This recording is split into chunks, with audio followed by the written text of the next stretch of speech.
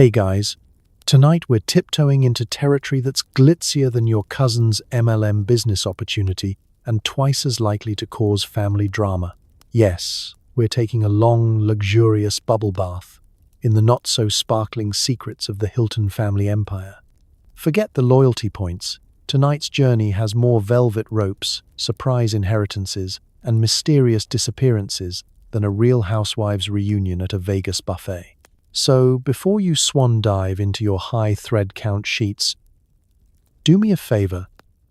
Hit like and subscribe, but only if you actually enjoy this weird little corner of YouTube. Drop a comment below telling me the most ridiculous thing you've ever seen in a hotel lobby. Bonus points if it involves a small dog wearing jewelry. Now, dim the lights, fire up that fan for maximum white noise drama, and get ridiculously comfortable. Maybe put on that one robe you definitely stole from a hotel I won't tell. You deserve it. Let's get curious for a second. Have you ever wondered what it's like to grow up in a hotel so fancy you could call room service for a bedtime story? What does a Hilton heir do for fun, besides lose and regain millions before breakfast? Do they ever have to change a light bulb? Or is that strictly for people with fewer than 3 surnames? Is there a secret Illuminati minibar in every penthouse, or just endless mini shampoos? And what's Thanksgiving dinner like when half the relatives have been featured in tabloids and the other half are trademarked? Is family game night just competitive suing? If a Hilton gets grounded, do they have to spend the night in a regular room with only one bathroom? Well, congratulations. You've just woken up in a Hilton suite. It's the year. Well, it doesn't matter. Time is meaningless when you live in a world of perpetual brunch. Your pajamas cost more than your neighbor's car, and you're already late for a breakfast meeting about your own reputation. Good luck.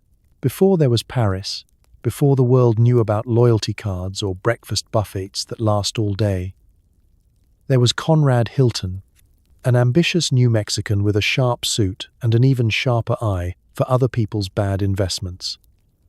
His first hotel? A rundown inn with more mice than guests, and a sign out front that mostly said, "Why not?" Conrad looked at the depression and said, "No thank you, I'm busy." Spoiler. The family's first fortune was built on coffee that tasted like old pennies and optimism that was somehow contagious. It's 1919, and you're standing on a dusty main street in Cisco, Texas, squinting at a hotel that looks less like a palace and more like a dare.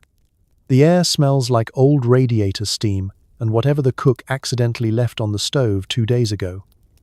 There's a cow tied to a post outside. You're not sure if it's a guest or the chef, but you decide not to ask. Conrad Hilton is there, sleeves rolled up, grinning like he just sold you life insurance and a dream. He's about to teach you what it means to turn disaster into destiny, one broken doorknob at a time. Check-in is less, "May I take your bags?" and more, "Can you hold this mop?" The lobby has 2 chairs, both occupied by local wildlife. The bellhop is 9 years old and looks suspiciously like Conrad's cousin. If you need room service, it's whatever's still edible from breakfast, served cold, with a side of apologies. At this point, luxury is not having to share your towel with a possum. You're starting to get the sense that 5-star reviews are still a few decades away. Night falls, and you lie in your narrow bed, staring at the ceiling. It creaks like an old man's knees. The sheets are thin, the pillow is made of something lumpy, and you wonder if you should be worried about the mysterious scratching noise under the floorboards. Spoiler. It's probably just the previous guest, still looking for the bathroom. Sleep doesn't come easy, but Conrad Hilton does. He's knocking on your door at sunrise, asking if you'd like to invest in his vision. You're not sure what the vision is, but it seems to involve a lot of optimism, elbow grease, and very little actual plumbing. You watch as Conrad works the lobby by day and fixes the boiler by night. He's equal parts manager, janitor, motivational speaker, and sometimes impromptu bouncer. The guests are a rotating cast of traveling salesmen, oilmen, and the occasional escaped chicken. You realize quickly, Hilton hotels are built not just on bricks, but on an unshakable belief that every problem is just a future amenity waiting to happen. No hot water? That's an opportunity for a refreshing rinse. Squeaky beds? Character. If the coffee's bad, at least it's hot. Sometimes. Maybe. Conrad's first rule of hospitality. Never let them see you panic. His second rule, if in doubt, add more coffee. He talks about the vision so often you start to believe in it yourself. You picture a world where every traveler is greeted with a smile, a clean room, and possibly a free breakfast that didn't begin life as livestock feed. It's a revolutionary concept, but in 1919, so is indoor plumbing. The town laughs, but guests keep coming back. There's something about Conrad's relentless charm, his refusal to admit defeat, and the way he remembers every guest's name, even the ones he secretly suspects are just there for the free biscuits. The depression hits, but Conrad simply shrugs and raises his prices. People always need a place to sleep, he says, even if it comes with a side of adventure and slightly haunted wallpaper. So you settle in, breathing in the scent of possibility. And maybe a little mildew, and drift off to sleep. The gentle thrum of the lobby radio echoing down the hall. Congratulations! You've survived your first night in the original Hilton. If you wake up to a breakfast that doesn't fight back, that's just a bonus. Punchline? Conrad Hilton didn't just build hotels. He built hope. And a generation later, his descendants would try to monetize both, with slightly better coffee. Conrad Hilton's mother believed in three things: faith, hard work, and never trusting a man with soft hands. Family meetings were less about feelings and more about profit margins. Conrad's early years? Imagine boot camp, but with more rosaries and the constant threat of being volunteered for more chores. Every Hilton child learned that if you wanted a raise, you'd better pray for it. You're 7 years old and already have a resume. Your chores include milking the cow, scrubbing mysterious stains from the kitchen floor, and memorizing the family's favorite psalm in 2 languages. Idle hands are the devil's workshop, your mother tells you, while handing you a broom and a stern look. There are no lazy Sundays, just slightly more religious ones. Every meal starts with grace and ends with someone being reminded to sweep the porch. Hilton family mornings begin before dawn, as if sleep itself is a sign of moral weakness. Your alarm clock? The clanging of a bell and your mother reciting motivational scripture. You rise, shuffle to the kitchen, and help knead bread dough that doubles as a hand-strengthening exercise. If you don't finish your chores, you get a speech about the virtues of poverty, hard work, and the danger of softness. That's right. In this household, softness is a crime. Conrad's hands? Callosed before puberty. Sturdy as the family faith. Other families might spend evenings by the fire, telling stories. The Hiltons? They're running a cost-benefit analysis on whether planting another acre of beans is worth the extra blisters.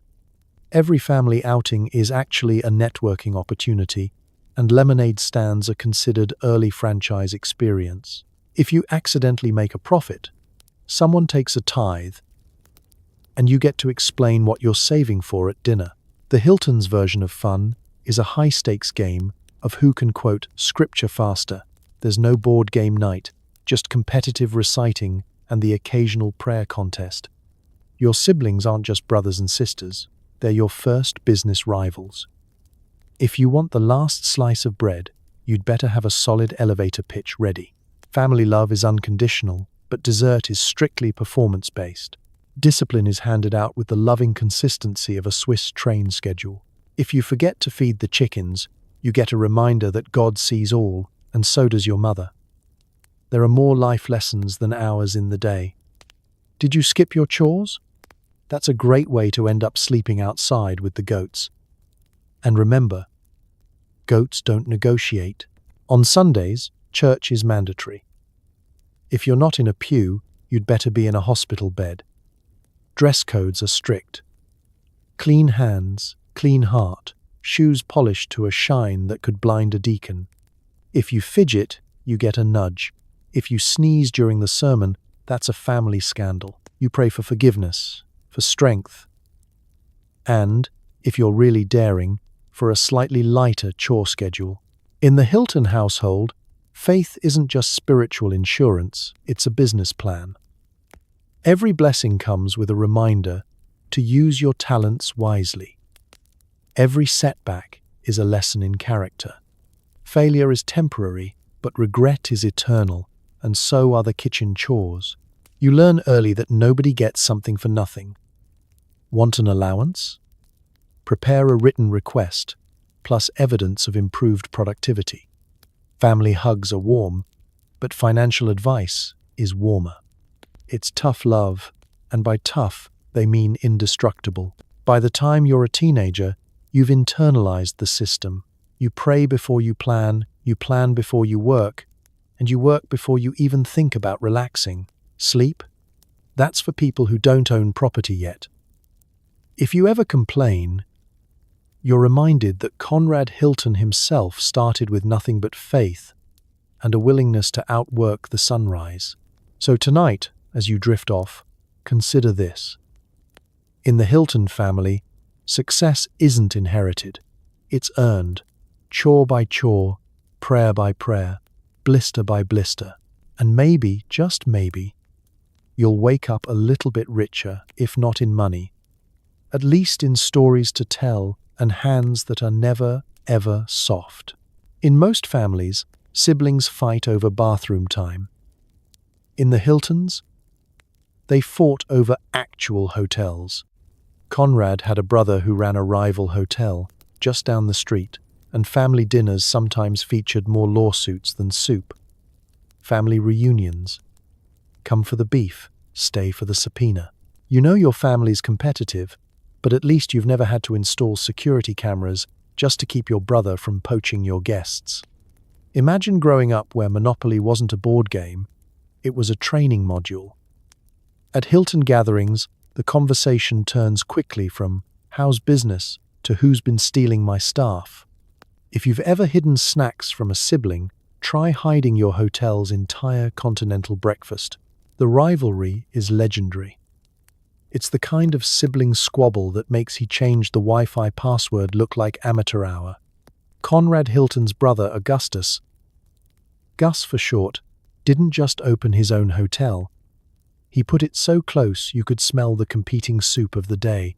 Guests sometimes checked into the wrong lobby by accident, and bellboys were trained in the ancient art of redirecting lost tourists, preferably toward the correct property and away from awkward family conversations. Growing up, Hilton means learning to smile for the camera and scheme behind the curtain. Sunday dinners doubled as covert business meetings with napkin contracts and dessert-based bribes. No one passed the gravy without also passing judgment. If you think your family's group chat is hostile, imagine a group chat where every emoji is a legal threat. Every new hotel was a declaration of war. Gus launches a free pie night. Conrad unveils complimentary shoe-shining Thursdays. Someone adds a piano to the lobby. And within a week, the next hotel upgrades to a full orchestra. It's like the Cold War, but with more velvet upholstery and a suspiciously large number of strategically placed flower arrangements. You're not sure who started it, but you know it'll only end when someone runs out of monogrammed towels. Of course, all-out war isn't sustainable. The occasional ceasefire comes in the form of a wedding or a christening, where both sides briefly agree not to poach guests or pass out business cards, at least until dessert. These gatherings are a delicate dance of politeness, with each relative quietly measuring the success of every handshake and hors d'oeuvre. If someone arrives late, it's usually because they stopped to sabotage a rival's parking lot. The battle isn't just about beds and breakfasts. Sometimes, it's about staff. Managers were traded back and forth like baseball cards. Housekeepers defected to the competition for a better uniform and, allegedly, softer bed sheets. The family dog developed a talent for napping in whichever lobby smelled most like bacon, switching allegiances with the grace of a seasoned diplomat. Even guests felt the tension. Regulars would book alternating stays at each property to keep the peace.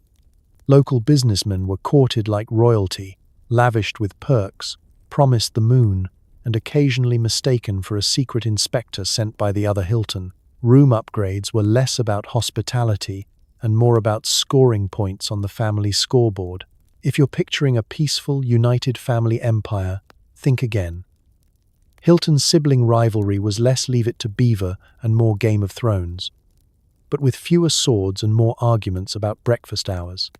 No family photo was complete without at least one person secretly plotting their next business move or wondering if it was too late to swap someone's hotel shampoo with mayonnaise.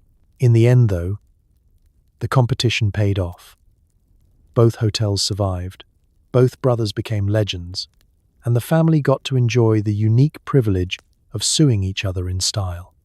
At the Hilton table, you learned that business is business, but family is forever, or at least until the next quarterly report. So as you drift off tonight, be grateful. Your siblings might steal your fries, but at least they're not trying to outbid you for your own pillow. And that, in Hilton terms, is about as peaceful as it gets. You can't have an American empire without at least one disastrous oil investment. Conrad took his hotel profits, looked at a map of Texas and said, "Let's dig." The result? Enough drama for 3 soap operas and a business lesson best summarized as, stick to what you know, or you'll end up with oil on your shoes and bankruptcy paperwork in your briefcase. Imagine this. You've barely survived the early Hilton hotels, and now you're being handed a shiny new shovel and a map covered in places with names like Goose Creek and Spindletop. Conrad's wearing his best hat, the one that says "I'm here for business," and also, possibly, a hoedown. You can practically smell the optimism, thick as crude oil and about as flammable. It's the 1920s, and Texas is a fever dream of opportunity, dust, and mustaches that double as personality statements. Oilmen are everywhere, sporting boots with more attitude than your uncle at Thanksgiving. You find yourself swept up in the spirit. Oil rigs dotting the horizon. Everyone you meet promising that the next hole is the one that will make you rich enough to buy your own railroad, or at least a decent lunch. You're learning fast. Rule 1. Never trust anyone who says "gusher" with too much enthusiasm. Rule 2. Just because your last name is Hilton doesn't mean you automatically strike black gold. Conrad's strategy? Buy up leases, team up with wildcatters, and throw money at anyone holding a wrench and a dream. Oil fever isn't just an expression, it's a diagnosable condition, complete with paperwork. Your mornings start with hotel ledgers and end with frantic calls from oil fields. If you thought hotel guests were unpredictable, try coaxing oil out of the ground with a prayer and a 3-legged derrick. The only thing flowing faster than money is the anxiety. Conrad, forever the optimist, assures you it's all under control. He's even started reading geology books for fun, though you're pretty sure his main qualification is enthusiastic. Before long, things get weird. You're at a party thrown by someone who claims to have struck oil in his backyard and possibly his neighbor's bathtub. Everyone's trading wild stories. This guy's well exploded, that woman's well dried up, and someone swears they saw a prospector try to pan for oil with a goldfish net. It's chaos, but with nicer hats. Then the drill bit finally hits pay dirt, or something. There's shouting, there's champagne, and then there's a geyser of Texas tea that lasts about 20 seconds before sputtering out like a party horn at a silent auction. Your windfall turns out to be a puddle, and the only thing slicker than the oil is the salesman who's already sold you 3 more leases and a useless pipeline. Bankers start circling. Hotel profits dwindle. Conrad's not panicking, he's evolving. Every financial setback is a learning opportunity. Every empty well, a character builder. If optimism were oil, you'd both be billionaires by now. But even an empire builder has limits. Suddenly, it's 1931, the Great Depression is knocking, and oil fields are drying up faster than yesterday's gravy. The paperwork piles up, loans called in, partnerships soured, more signatures than a celebrity yearbook. You develop a new respect for anyone who makes a living by just selling beds and breakfast. There's no way to put lipstick on a dry well. In the end, the Texas oil dream doesn't sink the Hilton legacy. Instead, it hardens it. Teaches you that every fortune needs at least one embarrassing chapter. Conrad dusts off his suit, heads back to the world of lobby bells and linen, and never looks at a drill the same way again. So tonight, as you drift off, remember, every family empire needs a spectacular flop. For the Hiltons, it just happened to involve oil, cowboys, and the world's least profitable mud bath. You can still smell the hope, though. Just don't track it into the lobby. Every empire needs a castle. And for the Hiltons, that meant the Hollywood Hilton. This was more than a hotel. It was a hub for old Hollywood's wildest parties and quietest scandals. Rumor had it the pool was filled with more gin than water, and at least one Oscar statuette spent a night in the lost and found. You check in, and immediately the lobby gives off a scent somewhere between old money and perfume worn exclusively by 1950s starlets. There's soft jazz echoing from the cocktail lounge, someone in the corner reading Variety like it's scripture, and at least one small dog in sunglasses being escorted to brunch. Welcome to the Hollywood Hilton, where the doormen have seen more A-list meltdowns than a talent agent in August. This isn't just a hotel, it's a functioning time capsule with room service. Marilyn Monroe once walked these halls. Frank Sinatra may or may not have stolen ashtrays from the bar. You can still hear faint echoes of studio executives whispering deals over highballs and scandal-plagued starlets making a dramatic exit through the laundry chute. You're not staying at a hotel, you're haunting it politely. You wander past the pool, which glistens like a freshly waxed convertible under the LA sun. It's hosted everything from swimsuit photo shoots to very public breakdowns. One famous guest swan-dived into it fully clothed after being snubbed at an awards show. Another reportedly tried to baptize a chihuahua there during a post-premiere party. These things happen. Nighttime brings the real magic. You're not sure if it's the lighting or the martinis, but the air shifts. Celebrities past and present glide through the lobby. A producer in a tux checks in with a suitcase full of absolutely no clothing.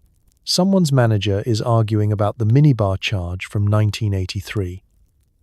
There's always a sense that something glamorous, slightly illegal, or deeply awkward is about to happen. It's tradition.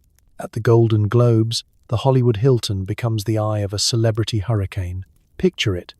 Actors in gowns worth more than your house-balancing shrimp cocktails and secrets, all packed into an event space that smells like hairspray and tension. One year, an A-lister got trapped in a service elevator. Another year, a director accidentally left their acceptance speech in the hot tub. It's beautiful chaos, and the staff handles it with the weary grace of people who've seen everything. The housekeeping team? Legends. They've walked in on more nervous breakdowns than therapists. One room allegedly had a bathtub filled with M and Ms. Just the green ones. Another needed a hazmat crew and a priest. They clean up confetti, champagne, broken heels, and the occasional screenplay left behind by an optimistic intern. They say the vacuums here hum in the key of E minor from sheer emotional exhaustion. But it's not all drama. Some nights are quieter, softer, You can imagine a young actress ordering room service after her first big role, giddy and terrified. Or a washed-up star sipping scotch on the balcony, watching the city lights and remembering when his name mattered more than his tab. The Hollywood Hilton doesn't judge. It just offers you a very comfortable robe and a minibar priced like fine jewelry. And somehow, through all the chaos and caviar, the Hilton name stays anchored in velvet rope dignity. There's a strange serenity to it all, a confidence that no matter how many feathers get ruffled or tabloids get printed, the beds will stay plush, the staff will stay silent, and someone, somewhere, will always be trying to sneak out unnoticed in last night's heels.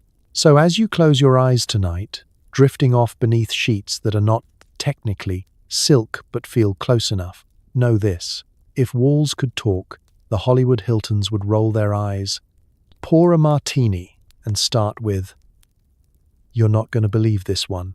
No family empire is complete without a string of dramatic divorces." Conrad Hilton set the tone, and the rest followed suit. Weddings so lavish, even the cake was jealous, and breakups that involved more lawyers than guests. By the 1950s, the Hiltons had perfected the art of public heartbreak. You're standing in a ballroom that smells like roses, regret, and very expensive perfume. Crystal chandeliers overhead, violins playing softly, and a wedding cake so large it has its own zip code. The bride looks radiant, the groom slightly terrified, and someone's already passed out by the shrimp fountain.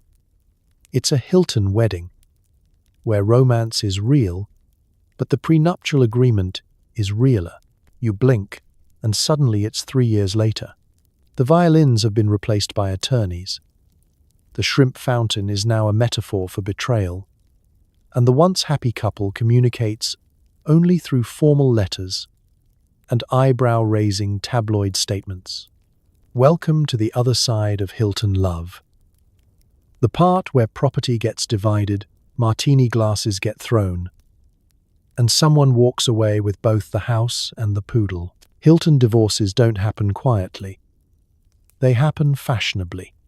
There's a press conference, a statement about mutual respect, and possibly an open bar. Sometimes the assets include yachts, art collections, or hotels no one remembers owning. The alimony agreements are written in a font only billionaires can read, and no matter how dignified it starts, there's usually at least one incident involving a broken heel and a dramatic exit during dessert. Conrad Hilton's own love life was ambitious. His second marriage to actress Zaza Zagabo is still studied by therapists, historians, and anyone who enjoys chaos with a side of diamonds. The union was brief, sparkly, and filled with more dramatic pauses than a soap opera monologue. Gabor would later claim that the only thing more controlling than Conrad was the Vatican. She didn't elaborate, but she didn't need to. You picture the post-divorce brunches, everyone sipping mimosas like nothing happened, while casually avoiding eye contact with the elephant in the room, who is probably wearing designer sunglasses and ordering a second round. Children from previous marriages mingle awkwardly, unsure whether they're technically still cousins or now just legal footnotes. One of them is probably named after a gemstone or a hotel. The Hilton divorce strategy isn't about ending a relationship, it's about rebranding it.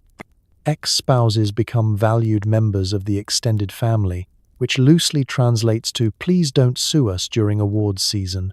Old wedding photos get quietly moved to less trafficked hallways. New flames are introduced as friends, at least until the lawyers finish their coffee. Of course, no Hilton divorce is complete without some unspoken rules. Rule 1. Never cry on camera. Rule 2. If you're going to break something, make sure it's insured. Rule 3. If you must send a strongly worded letter, do it on custom stationery with your full name in embossed gold. There's nothing more intimidating than emotional devastation on 100% cotton cardstock. But here's the twist. For all the glamour, the gossip, and the gavel swinging, Hilton divorces always carry a strange air of resilience.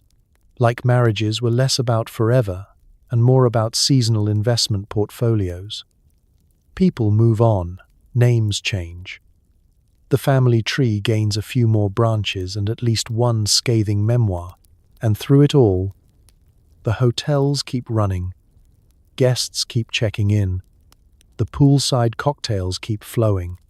Somewhere, in a suite overlooking Sunset Boulevard, a newly single Hilton stares at the city lights and toasts to new beginnings with the same glassware that survived 3 proposals, 2 settlements, and 1 very dramatic brunch.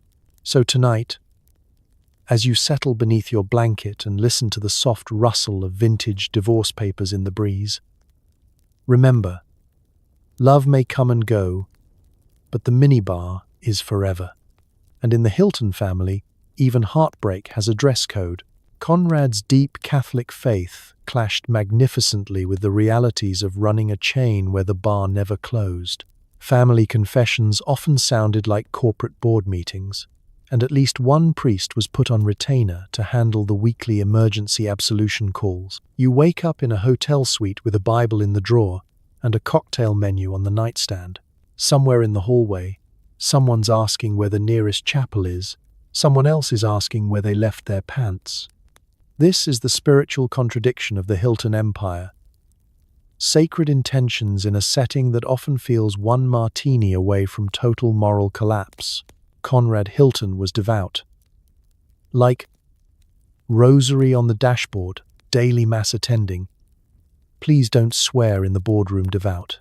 He reportedly started every day with prayer and every meeting with a reminder that his business had a higher purpose, which, when you're managing hotels that host gambling conventions, celebrity affairs, and the occasional live animal in the penthouse, is really saying something. You can picture it. Conrad at the head of the table, quoting scripture right before approving the installation of a tiki bar. He wanted to build not just hotels, but temples of hospitality, and also hot tubs, preferably with jets. Balancing moral clarity and mojitos is no small feat. At one point, he published a book titled Be My Guest, which was less about profits and more about purpose. In it, he framed the Hilton mission as a kind of spiritual hospitality, offering weary travelers comfort, dignity, and, if requested, 24-hour room service with extra whipped cream. The kind of faith-based capitalism where the minibar is stocked and the soul is nourished. Ideally, Hilton hotels began to include Bibles in every room. A quiet gesture of piety tucked between the remote control and the questionable hotel stationery. But that didn't stop guests from using them to prop up drinks or write notes like, "Had a great time, sorry about the lamp." Faith is important. So is plausible deniability. Back at home, the Hilton household ran on a strict code of Catholic discipline, grace before meals, Mass on Sundays, guilt as a seasoning.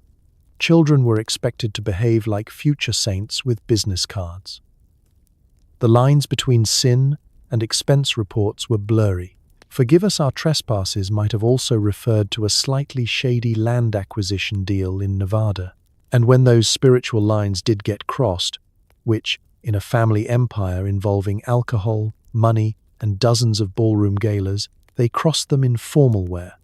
That's where the priest came in. Father O'Malley, we're calling him that because someone definitely was, became a fixture at Hilton events, both spiritual advisor and crisis manager.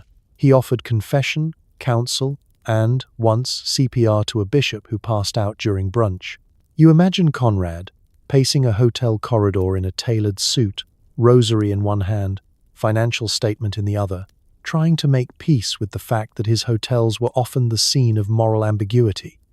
In theory, he was building a clean, wholesome refuge for travelers. In practice, he was also managing the fallout from a wedding that ended with a food fight and 3 separate lawsuits. But he never gave up on the vision.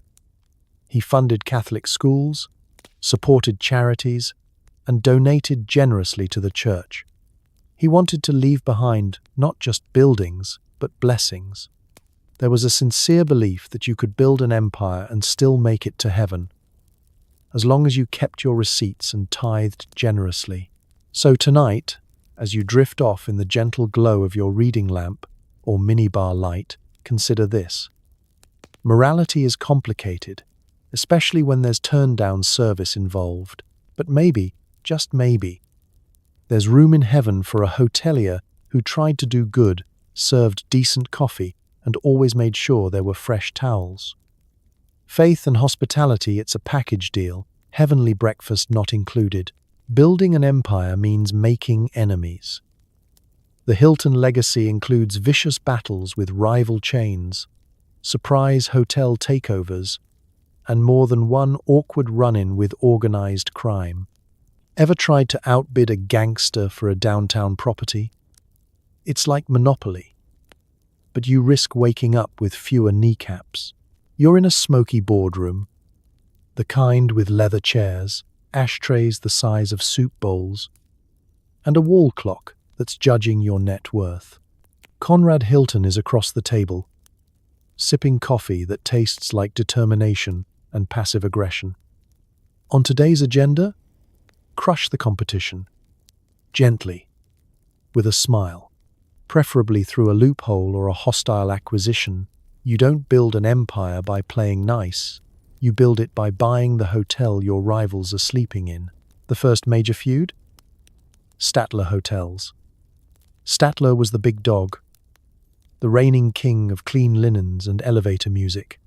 Conrad looked at Statler and saw a challenge, a mountain to climb, and possibly a chandelier to steal. What followed was less a business rivalry and more a slow-motion wrestling match in three-piece suits. Hilton bought up properties near Statler's just to mess with their foot traffic. Statler retaliated by offering breakfast with actual eggs. Tensions escalated. Executives took meetings in disguises. Bellhops were instructed to be extra charming, but only to our guests. Then came Sheraton, more modern, flashier, less Catholic guilt. The Sheraton-Hilton battle was like watching two overachievers fight for prom king while burning down the gym in the process. They opened hotels across the street from each other. They poached staff. At one point, they both claimed to have invented the idea of chocolate on pillows. Somewhere in the chaos, a perfectly good hotel lobby was repainted 7 times just out of spite. But corporate warfare was only half the fun. Sometimes the competition wasn't in the boardroom, it was in the back alley, wearing sunglasses at night and smoking cigars that smelled like financial regret. Yes, we're talking organized crime. You didn't think you could buy up half the hospitality real estate in mid-century America without tripping over a gangster or two, did you? You find yourself negotiating a deal in Chicago. The hotel's location is perfect. The price is suspiciously low. And the current owner is flanked by 2 large men who don't blink. You're offered a handshake, a complimentary steak dinner, and a firm suggestion not to ask about the missing 4th floor. You nod, smile, and suddenly feel very loyal to the Hilton loyalty program. Conrad knew how to handle it. Be respectful, be smart, and always pay your contractors on time. He didn't flinch when shady figures entered the bidding process. He just raised the offer and made sure his pen worked. Legend has it he once bought a property out from under a mob-connected rival by simply buying the building next door and blocking the view. Power move. Meanwhile, back at Hilton HQ, the PR team worked overtime. They issued statements. They held ribbon cuttings. They tried to ignore the fact that a rival hotel executive had been chased through a kitchen with a rolling pin. Everything was fine. This is just how business gets done. And please ignore the blood-stained napkin in conference room B. And the guests? Oblivious. They sipped martinis in the lobby while billion-dollar deals collapsed in the penthouse above them. They checked into suites named after presidents, unaware that those very rooms had been the site of whispered threats and polite extortion. It was hospitality meets espionage meets real estate poker. But in the end, Hilton didn't just survive the wars, they came out on top. Statler sold. Sheraton blinked. The gangsters moved on to casinos. And Conrad? He added a few more hotels to the empire, dusted off his tie, and went to mass like nothing ever happened. So as you drift off tonight, remember, building an empire takes charm, ambition, and the ability to navigate both mergers and mobsters. Sleep well and always check under the bed for a briefcase full of contracts. Or possibly someone else's lawyer. Being a Hilton should mean job security, right? Wrong. Family legend has it that at least one Hilton heir got fired from the family business for excessive enthusiasm, which is code for accidentally causing $1 million chandelier incident. Nothing builds character like an awkward severance package.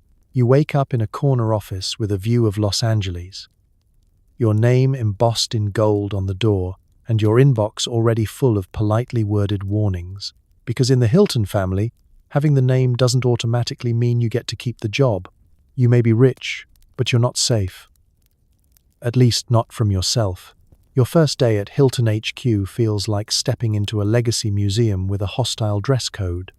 Everyone wears suits so sharp they probably double as weapons. And the walls are lined with portraits of ancestors silently judging your ability to format a memo. You spill a latte in the elevator, and someone mutters typical trust funder. You're not even sure if they work there.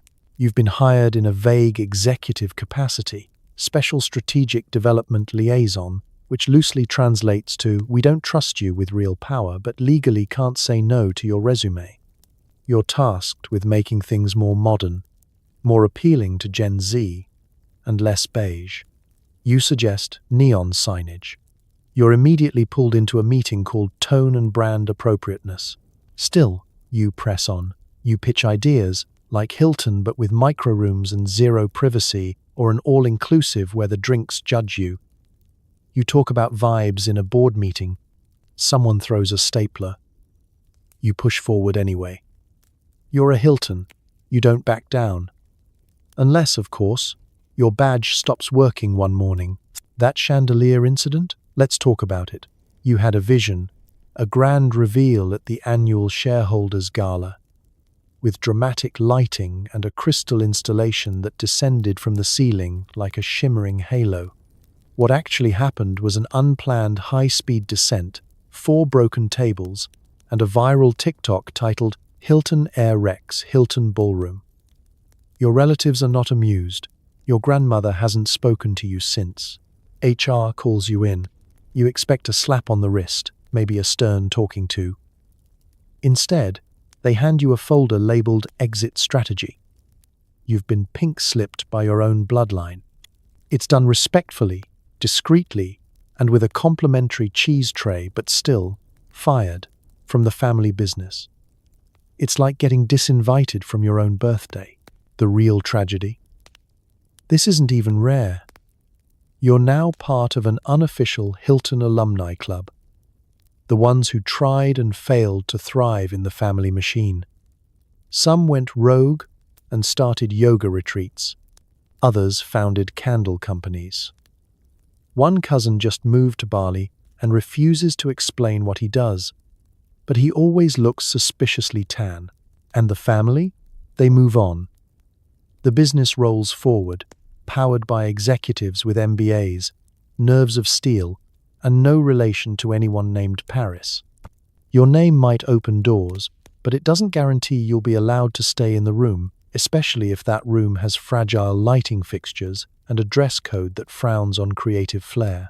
So tonight, as you tuck in beneath covers that weren't earned through performance reviews, rest easy knowing this.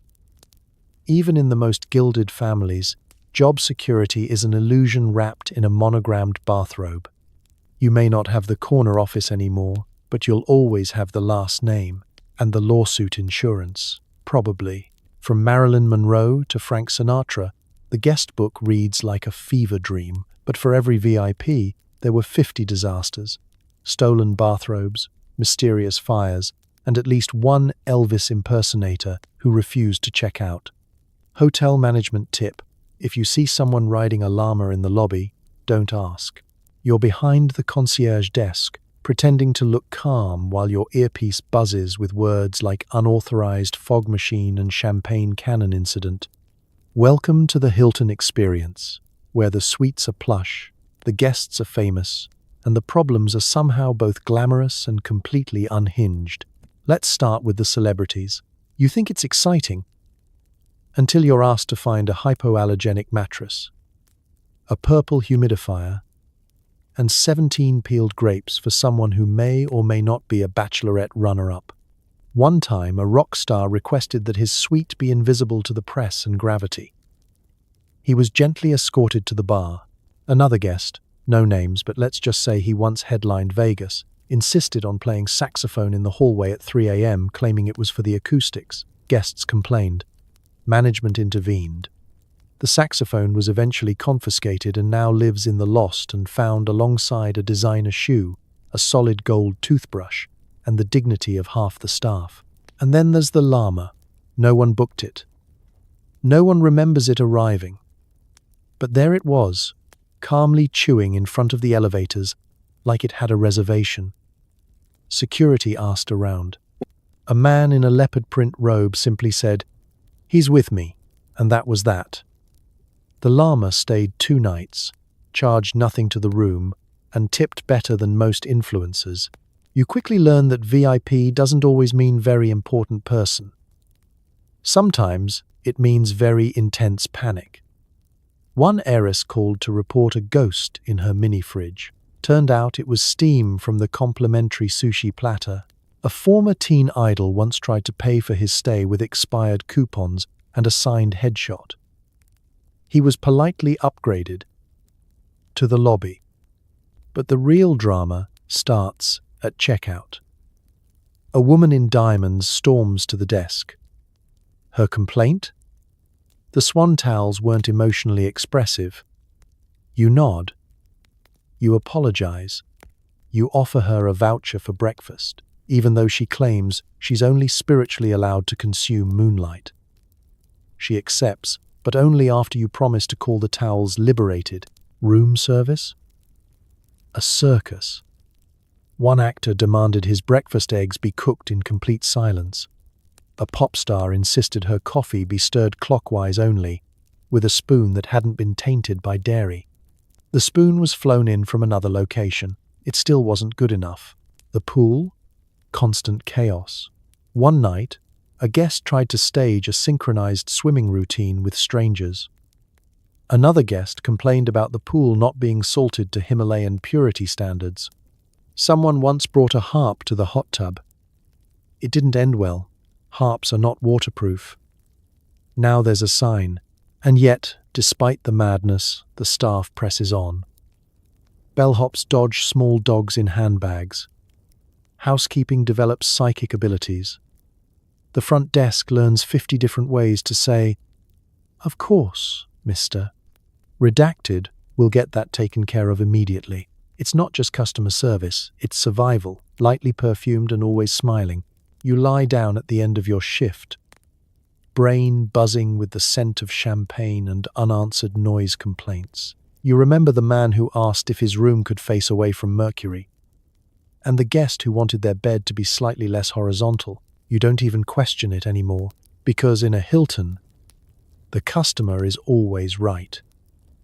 Even when they're riding a llama, singing Sinatra, and demanding a gluten-free mattress made of moonbeams.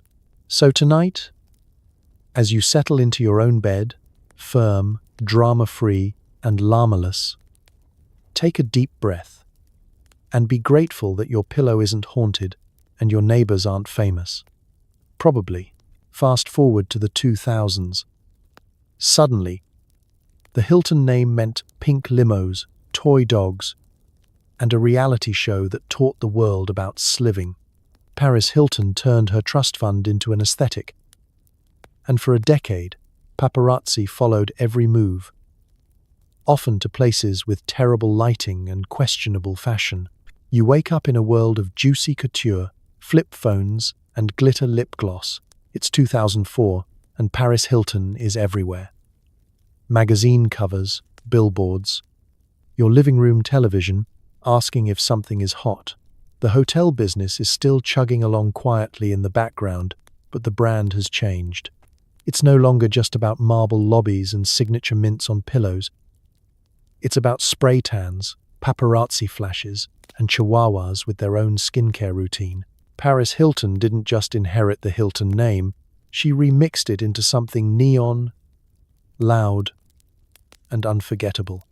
She was the world's first reality heiress, famous for being famous before it became a viable business model. Her signature move? Walking slowly through a nightclub while looking mildly confused. Somehow, this became aspirational. You can't escape the era.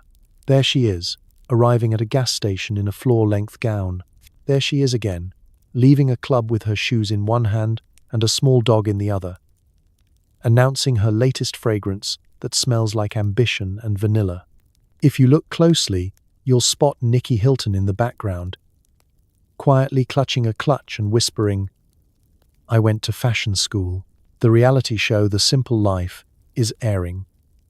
Paris and her best friend Nicole Richie are sent to live with ordinary people. Ordinary, in this case, means anyone without a private jet. They milk cows, flip burgers, and generally terrorize small-town America with their inability to identify common kitchen appliances. You're watching this unfold from your couch, not sure if it's satire, performance art, or a very elaborate tax write-off. Meanwhile, the Hilton family elders are watching too, but with slightly more alarm. Somewhere in a Beverly Hills boardroom, a distant uncle is quietly choking on a cigar. Conrad Hilton's legacy has taken an unexpected detour, from humble hotelier to tabloid mainstay. There's a chance his Bible is shaking on the shelf from sheer confusion. Paris becomes a marketing genius in disguise. She trademarks phrases like, "That's hot," sells millions of handbags, and launches 29 fragrances, all while appearing to be mildly unsure of what time it is. She reinvents the word brand before social media even knows what to do with it. Critics call it vapid. Accountants call it wildly profitable. The media frenzy hits absurd levels. Photographers hide in bushes. Reporters analyze what kind of water Paris drinks. Tabloids argue over whether she wore the same pair of sunglasses twice. There's even a moment where people start saying she invented the selfie. And honestly, she kind of did. And through it all, the Hilton empire expands. Hotels open, room service improves, the elevators get faster. Somewhere in Tokyo, a Hilton general manager politely asks a wedding party to stop quoting The Simple Life during their vows. Paris eventually pivots. She becomes a DJ, an entrepreneur, and, plot twist, a surprisingly articulate advocate for privacy rights and institutional reform. Nikki launches her own fashion line, stays largely unscathed by scandal, and quietly collects real estate like a Bond villain with better lighting. It's the kind of evolution you only see in documentaries or butterfly metaphors. So tonight, as you drift off under the gentle glow of a bedside lamp, no paparazzi in sight, remember this. Legacy doesn't always look like board meetings and marble columns. Sometimes it wears rhinestones, carries a teacup poodle, and teaches the world how to turn a family name into a global phenomenon. Sliving, after all, is just living but with better lighting. Paris Hilton wasn't just a party girl, she was a branding juggernaut. Behind every "that's hot," there was a team of lawyers, agents, and exhausted assistants. Also, at least 3 cell phones lost in taxis, and an international incident involving a handbag and a small marsupial. Allegedly, you wake up in the back of a limo that smells faintly of vanilla body spray and expired champagne. It's past midnight, and Paris Hilton is still technically on her way to the party she was supposed to headline 3 hours ago. The driver shrugs. The assistant checks 3 phones. You're not sure what time it is anymore, but you do know this. Being Paris Hilton looks easy, but it's not. It's an Olympic sport, performed in heels, with a chihuahua balanced in one hand and a line of reporters in the other. Paris didn't just stumble into fame, she orchestrated it. Every paparazzi shot, every leaked accident, every mysteriously perfect candid photo was part of a carefully controlled chaos campaign. She didn't do interviews. She created moments. Arriving late? Always. Speaking slowly? Strategically. Confusing simplicity with strategy was the media's first mistake. She had an empire to maintain: perfumes, fashion lines, handbags, appearances, and DJ gigs. Yes, DJ gigs. Paris Hilton was, and somehow still is, a globe-trotting performer who spins tracks for thousands of people while making it look like she's barely aware there's a crowd, and yet she always finds the beat. Probably because someone texted it to her right before the drop. Behind her, a small army kept the machine humming. Managers, stylists, a hair extension specialist with multiple passports, and a spiritual advisor who once described her aura as perpetually gold but emotionally beige. There were daily logistics meetings just to plan her shoe choices. Her calendar was color-coded by time zone. One intern's only job was to make sure she didn't accidentally book 2 brunches on separate continents. And then there were the phones. Paris Hilton, at the peak of her powers, famously juggled multiple devices. One for personal contacts, one for business. One, allegedly, for coordinating parties with minor royalty. And one she just liked the shape of. She lost them constantly, in taxis, on yachts, once inside a soft-serve machine in Dubai. Each one contained enough sensitive data to overthrow a small government, or at least crash a very expensive wedding. Traveling with Paris was like being inside a live-action fashion editorial directed by a caffeinated flamingo. Her luggage had luggage. Her makeup bag required its own seat. She once brought an emotional support ferret through customs and insisted it be listed as media. The customs agent nodded. He'd seen worse. But for all the chaos, she was punctual emotionally.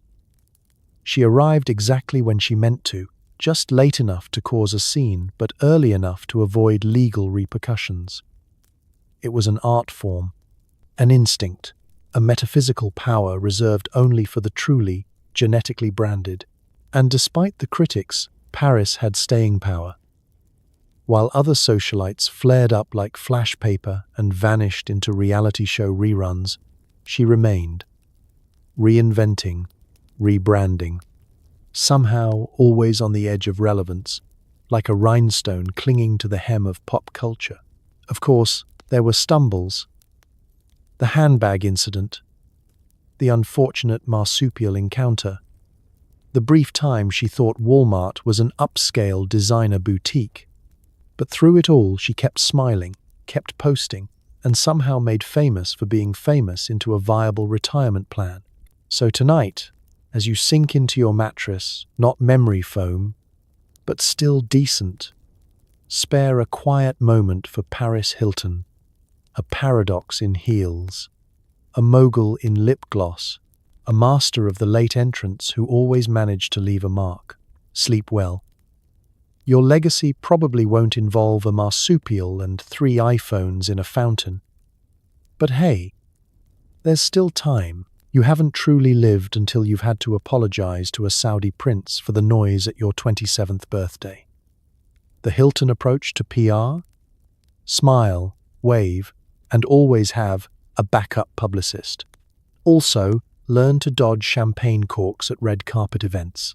You're in a velvet booth at a rooftop bar with a view of Los Angeles, so filtered it might as well be wearing concealer.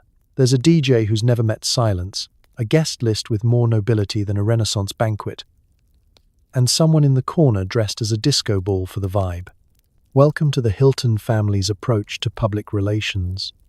Be iconic, be visible, and, if something catches fire, pretend it was part of the show. The Hiltons didn't invent publicity stunts, but they definitely had them on speed dial. Paris, Nikki, and their extended orbit of professionally camera-ready acquaintances could spin a press cycle out of a spilled drink, a wardrobe malfunction, or an accidental feud with a fashion house. It wasn't chaos, it was choreography. You don't handle bad press, you repurpose it into perfume sales. When you're a Hilton, the rules of normal PR don't apply. If a story leaks, call it a preview. If a party gets too loud, label it immersive branding. If a video surfaces at 3 a.m. from an Ibiza nightclub, congratulations, that's content. Now slap a logo on it and drop the remix. One Hilton family tradition was the strategic apology. These weren't just statements, they were performance art. Think, a handwritten note delivered on embossed stationery by a butler wearing vintage Dior. Bonus points if the apology also promoted a new fragrance, upcoming DJ tour, or handbag line. Ideally, all three. And then there were the decoy moves. Paris was often photographed, leaving a location she never actually entered, just to draw paparazzi away from the real event. She once sent her dog out in a limo wearing sunglasses to throw off photographers. It worked. One tabloid ran a piece titled, "Mysterious Blonde Spotted with Dog-Like Grace." You learn fast, nothing is off. Limits when managing the Hilton public image. Staged shopping trips? Check. Faux feuds to boost ratings? Double check. An emergency PR team trained to respond within 30 seconds to any scandal involving a bird, a bathtub, or both? Absolutely. And then there are the parties. Oh, the parties. Hilton parties are where PR meets performance art. There's usually a theme. One year it was Heavenly Vice. Another year, underwater royalty. You attend a gala where the dress code is neutral tones and bold decisions, and no one knows what that means. But everyone shows up in beige and moral ambiguity. The guest list always includes models, moguls, and at least one person who says they're big in Europe. There's press at the door, photographers in the shrubs, and a full team of social media interns live tweeting compliments from burner accounts. If a fight breaks out, it's labeled highly interactive theatre. If the cake collapses, that's avant-garde catering. But behind every ridiculous headline is a lesson in narrative control. The Hiltons knew how to spin chaos into curiosity, disaster into designer collaborations. It wasn't about avoiding the spotlight, it was about managing the wattage. Keep it just bright enough to be seen, just blurry enough to be mysterious. So as you curl into bed tonight, think of all the awkward texts you've sent, the late arrivals, the small embarrassments that never made it into the news, and be grateful. Because Hilton PR isn't just about controlling the message, it's about turning the mess into a movement, the party into a press release, and the wardrobe malfunction into a red carpet moment. Sleep tight, and remember, if you ever find yourself in a scandal, just smile, wave and quietly launch a limited edition fragrance. Where does the Hilton fortune actually go? Mostly into a labyrinth of trusts, foundations and tax strategies designed to ensure that no Hilton ever has to touch regular money. If you thought your family's group chat was confusing, try keeping track of a trust that's been updated more times than Windows. You're sitting in a plush office filled with mahogany furniture, the faint smell of old money and lavender tax documents in the air. A lawyer in a suit so crisp it probably has its own social security number hands you a 400-page binder. The title? The Hilton Family Financial Continuity Matrix, version 37.2, revised with Appendix B, Yacht Equity. You're not here to understand it. You're here to nod and sign page 147. At its core, a family trust is meant to preserve wealth across generations. In the Hilton case, it's also designed to make sure no one accidentally becomes a DJ, unless it's strategic. The trusts were set up by Conrad with the goal of shielding the fortune from taxes, bad investments, and overly ambitious cousins, with new startup ideas involving alpacas and NFTs. Each trust has a purpose. One pays for education, defined broadly enough to include boarding school, business school, or spiritually enriching retreats to Bali. Another funds philanthropic efforts, which can mean anything from Catholic charities to slightly overpriced gala dinners where someone gives a speech about world peace and then spills Prosecco on a donor list. There's even a maintenance trust, a sort of financial Roomba that automatically sweeps in if someone tries to sell off the family's wine cellar to pay for a film project titled Crypto, the Musical. Of course, these trusts are not managed by your average banker. They're overseen by financial advisors who wear cufflinks shaped like Latin phrases and occasionally speak in acronyms. There's a team of estate planners who haven't slept since 1993. Somewhere, there's an elderly accountant who knows where all the real assets are buried. Figuratively, we hope. As a Hilton, you don't just inherit money. You inherit access to an ecosystem of wealth structures so complex they require GPS. You don't own your apartment. The trust does. You don't technically have a salary. You have distributions, which arrive on a quarterly schedule, assuming the moon is in the right phase and you haven't embarrassed the family this month. And then there's the paperwork. Oh, the paperwork. If you want to use trust funds to buy a car, you'll need to submit a request form, an essay, a spreadsheet of projected mileage, and a notarized letter from a second cousin who confirms that, yes, you've matured since the jet ski incident. If approved, the trust will lease the car to you under a limited use clause. If denied, you get a passive-aggressive email signed, "With warmest regards, your fiduciary overlords." Of course, it's not just about protection, it's about optics. Family members who want to appear normal have their shopping done through shell corporations with names like Sunbeam Acquisitions or Coastal Asset Harmony. A latte may pass through 4 financial entities before reaching your hand. The straw is biodegradable, but the paper trail is eternal. And yet, despite all this, it works. The Hilton fortune continues, untouched, untaxed, and untraceable enough to make the IRS break out in hives. Generations of Hiltons float through life financially buoyed by a system so deeply entrenched that even the lawyers need a map to navigate it. So, as you close your eyes tonight, comforted by the soft hum of distant wealth management, know this.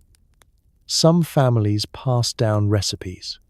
The Hiltons pass down trusts, tax shelters, and enough legal documentation to fill a small planet. You may not understand where the money is, but you can sleep easy knowing it's definitely not in a regular checking account. One of the biggest bombshells, Baron Hilton, Paris's grandfather, decided to leave almost his entire fortune to charity. Cue the dramatic will reading and generations of Hiltons frantically Googling how to reverse a philanthropic decision. You're in a very well-appointed living room. There's a portrait of Conrad on the wall, a suspiciously expensive cheese tray on the coffee table, and roughly 12 Hiltons looking mildly panicked in designer cashmere. A lawyer with very shiny shoes clears his throat and opens the will. You expect words like legacy, trust, and maybe vintage yacht collection. Instead, you hear 99% of assets to the Conrad N. Hilton Foundation. The room goes silent. One cousin drops their mimosa. This is not how it was supposed to go. Baron Hilton, the buttoned-up, business-minded heir to Conrad's empire, spent decades expanding the family fortune. He took Hilton hotels to new heights. He built a name that meant global luxury.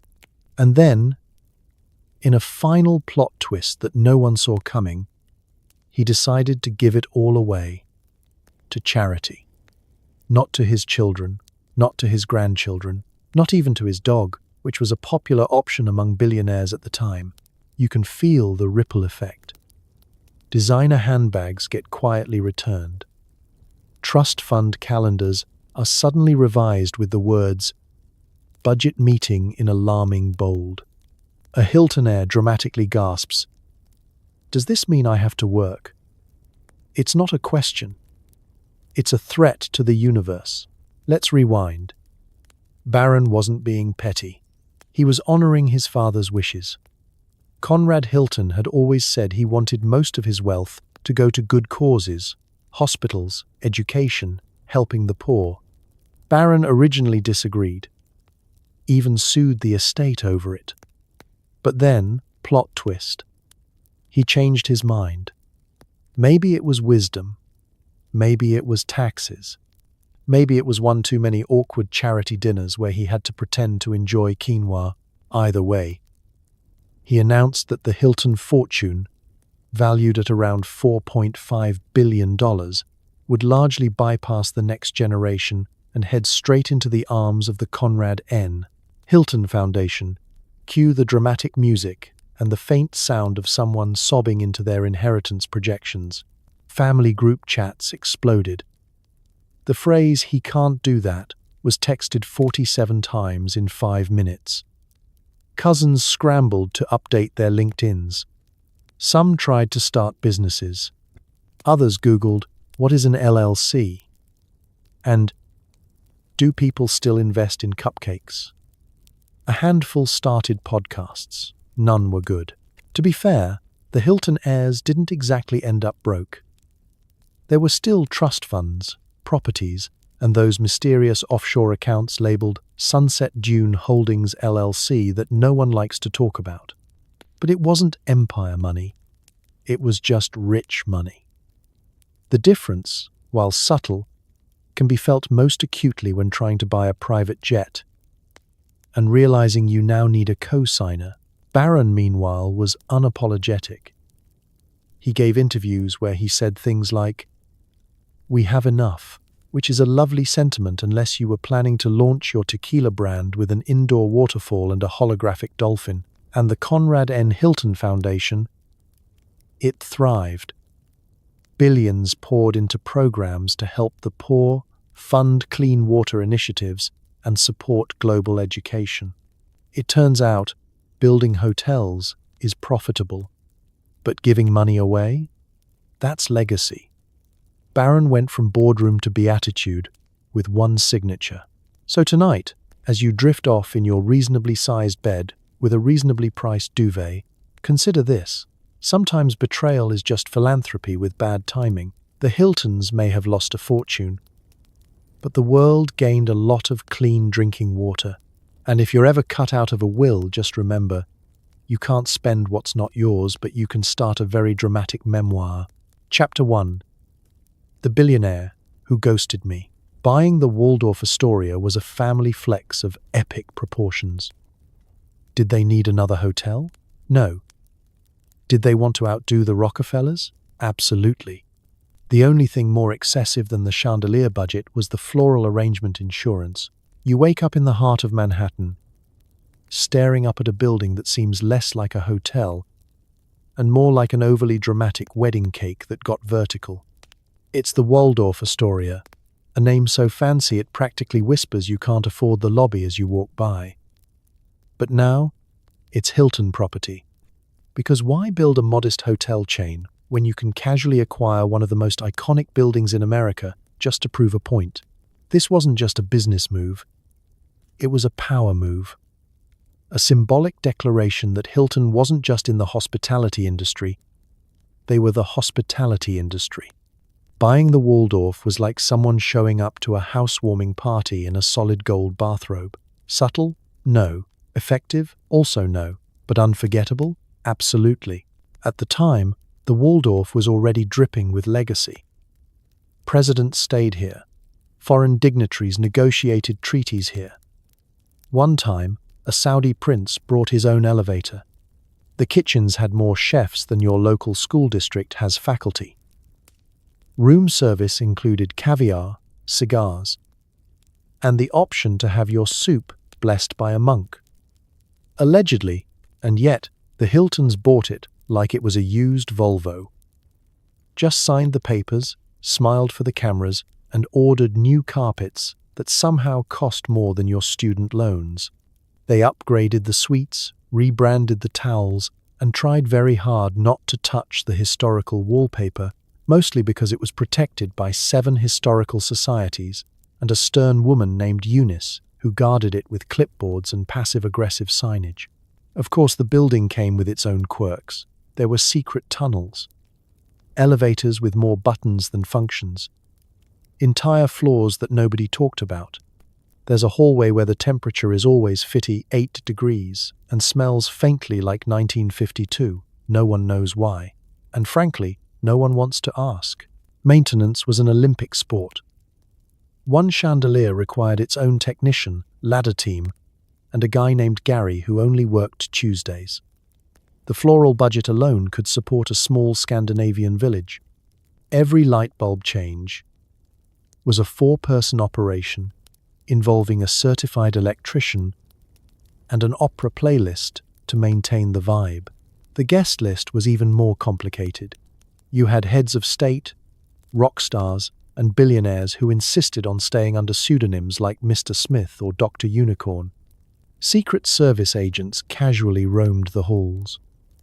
Room service got weird. One guest ordered a bathtub full of hot chocolate. Another asked for a harpist to follow them around the building for ambiance. And through it all, the Hiltons stayed cool. This was their crown jewel. It wasn't just about rooms, it was about status. Anyone can open a resort. But owning the Waldorf Astoria? That's generational peacocking. It's the architectural equivalent of casually wearing a fur coat to brunch and pretending it's no big deal. Of course, eventually, the Waldorf was sold off again, because even empires like to cash in sometimes. But the statement had been made. The Hiltons had planted their flag right in the middle of Park Avenue, in 24-karat gold. So tonight, as you lie beneath your ceiling fan, which, unlike the Waldorfs, does not require FAA clearance, think of the Hiltons sipping cocktails under a chandelier worth more than your car, and sleep easy knowing you've never had to ensure a floral arrangement against diplomatic scandal, because some families build wealth, and others buy skyscrapers just to make a point. Hilton marriages are less about romance and more about legal paperwork. There have been actors, athletes, European nobles, and at least one person whose greatest achievement was surviving a weekend at the family's Hamptons estate. Spoiler, not all made it out. You've just entered the Hilton family home as a guest fiancé. You're holding a bottle of something expensive and sweating through your designer shirt. The staff smiles too politely. The cousins are already judging your shoes, and someone hands you a non-disclosure agreement before the first course. Welcome to the Hilton courtship process. Part fairy tale, part corporate acquisition, and 100% emotionally exhausting. Getting into the Hilton circle isn't like marrying into a regular family. You don't just impress grandma by bringing pie. You impress grandma by knowing how to survive a press conference and gracefully dodge a scandal involving mistaken identity, 3 Instagram influencers, and a baby goat at a rooftop after-party. Historically, the Hiltons have taken a broad approach to spouses. They've welcomed professional athletes, minor royalty, celebrities, people famous adjacent to other famous people, and at least one person who referred to themselves as an international vibes curator. Some of them stuck around. Others were quietly edited out of the Christmas cards. And then there's the vetting process. Oh yes, it exists. It starts with a polite dinner and ends with a background check, so thorough it once unearthed a 3rd-grade cheating incident involving Monopoly.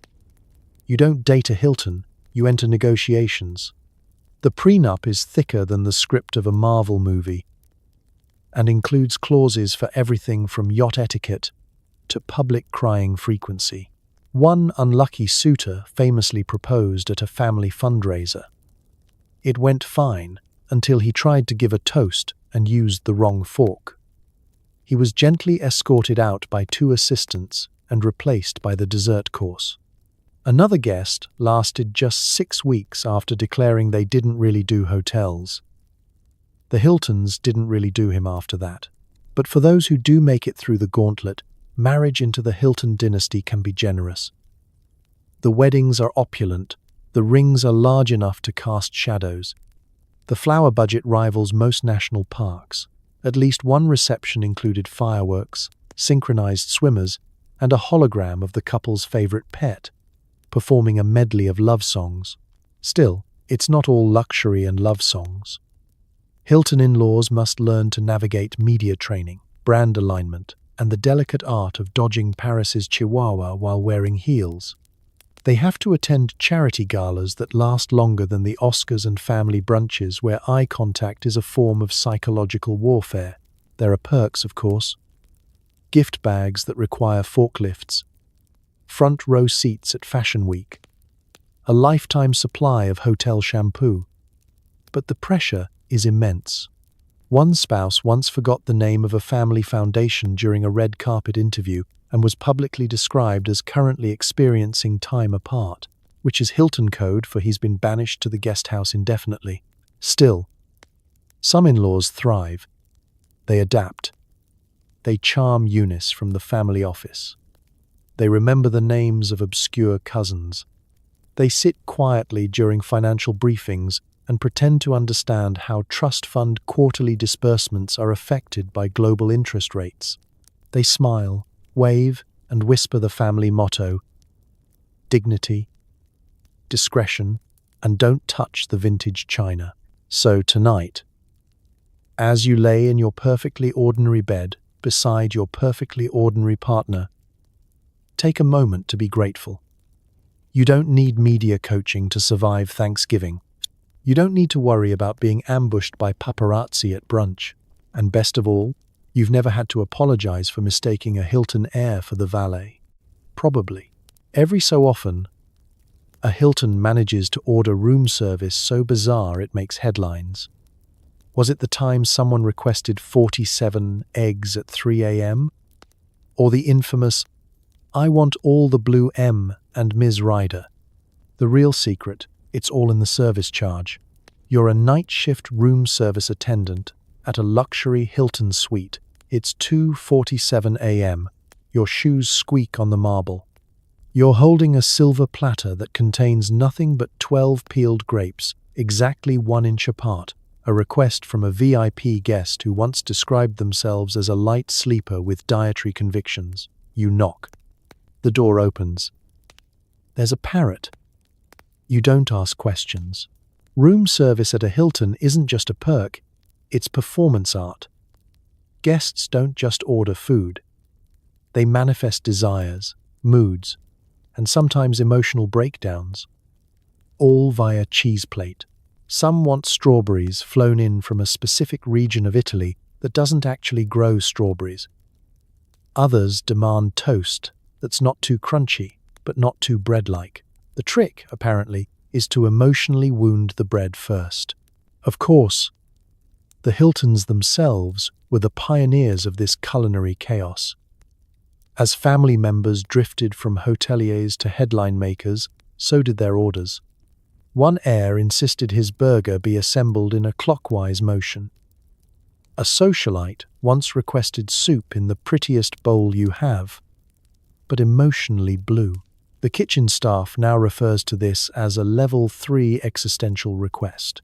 And then there was the time a Hilton guest, allegedly, ordered 47 eggs. No explanation, no utensils, just eggs, hard-boiled, soft-boiled, scrambled. One was labeled emotional support egg, housekeeping never recovered, or the incident known internally as the Blue M and M event.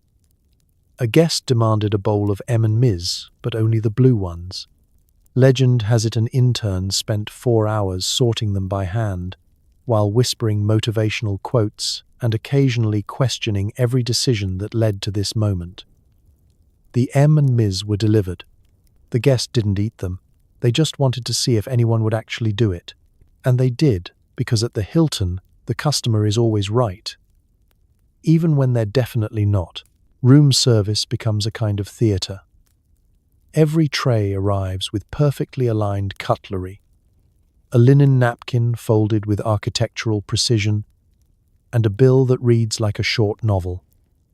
You didn't just order oatmeal, you commissioned it. And it comes garnished with edible flowers that have their own LinkedIn profiles. Of course, these stories leak. You'll see headlines like Hilton airs $2,000 ice cream sundae meltdown or room service scandal. No kale, just chaos. The public eats it up. Ironically, more than the guests do. Because, as it turns out, very few people actually finish their absurd orders.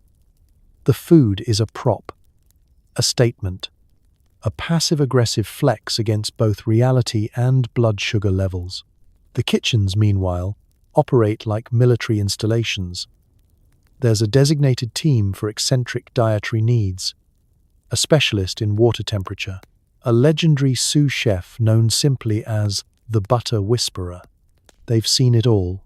Banana slices arranged in constellation patterns, champagne for a goldfish, don't ask, and once, a request to plate the salad like it's judging me.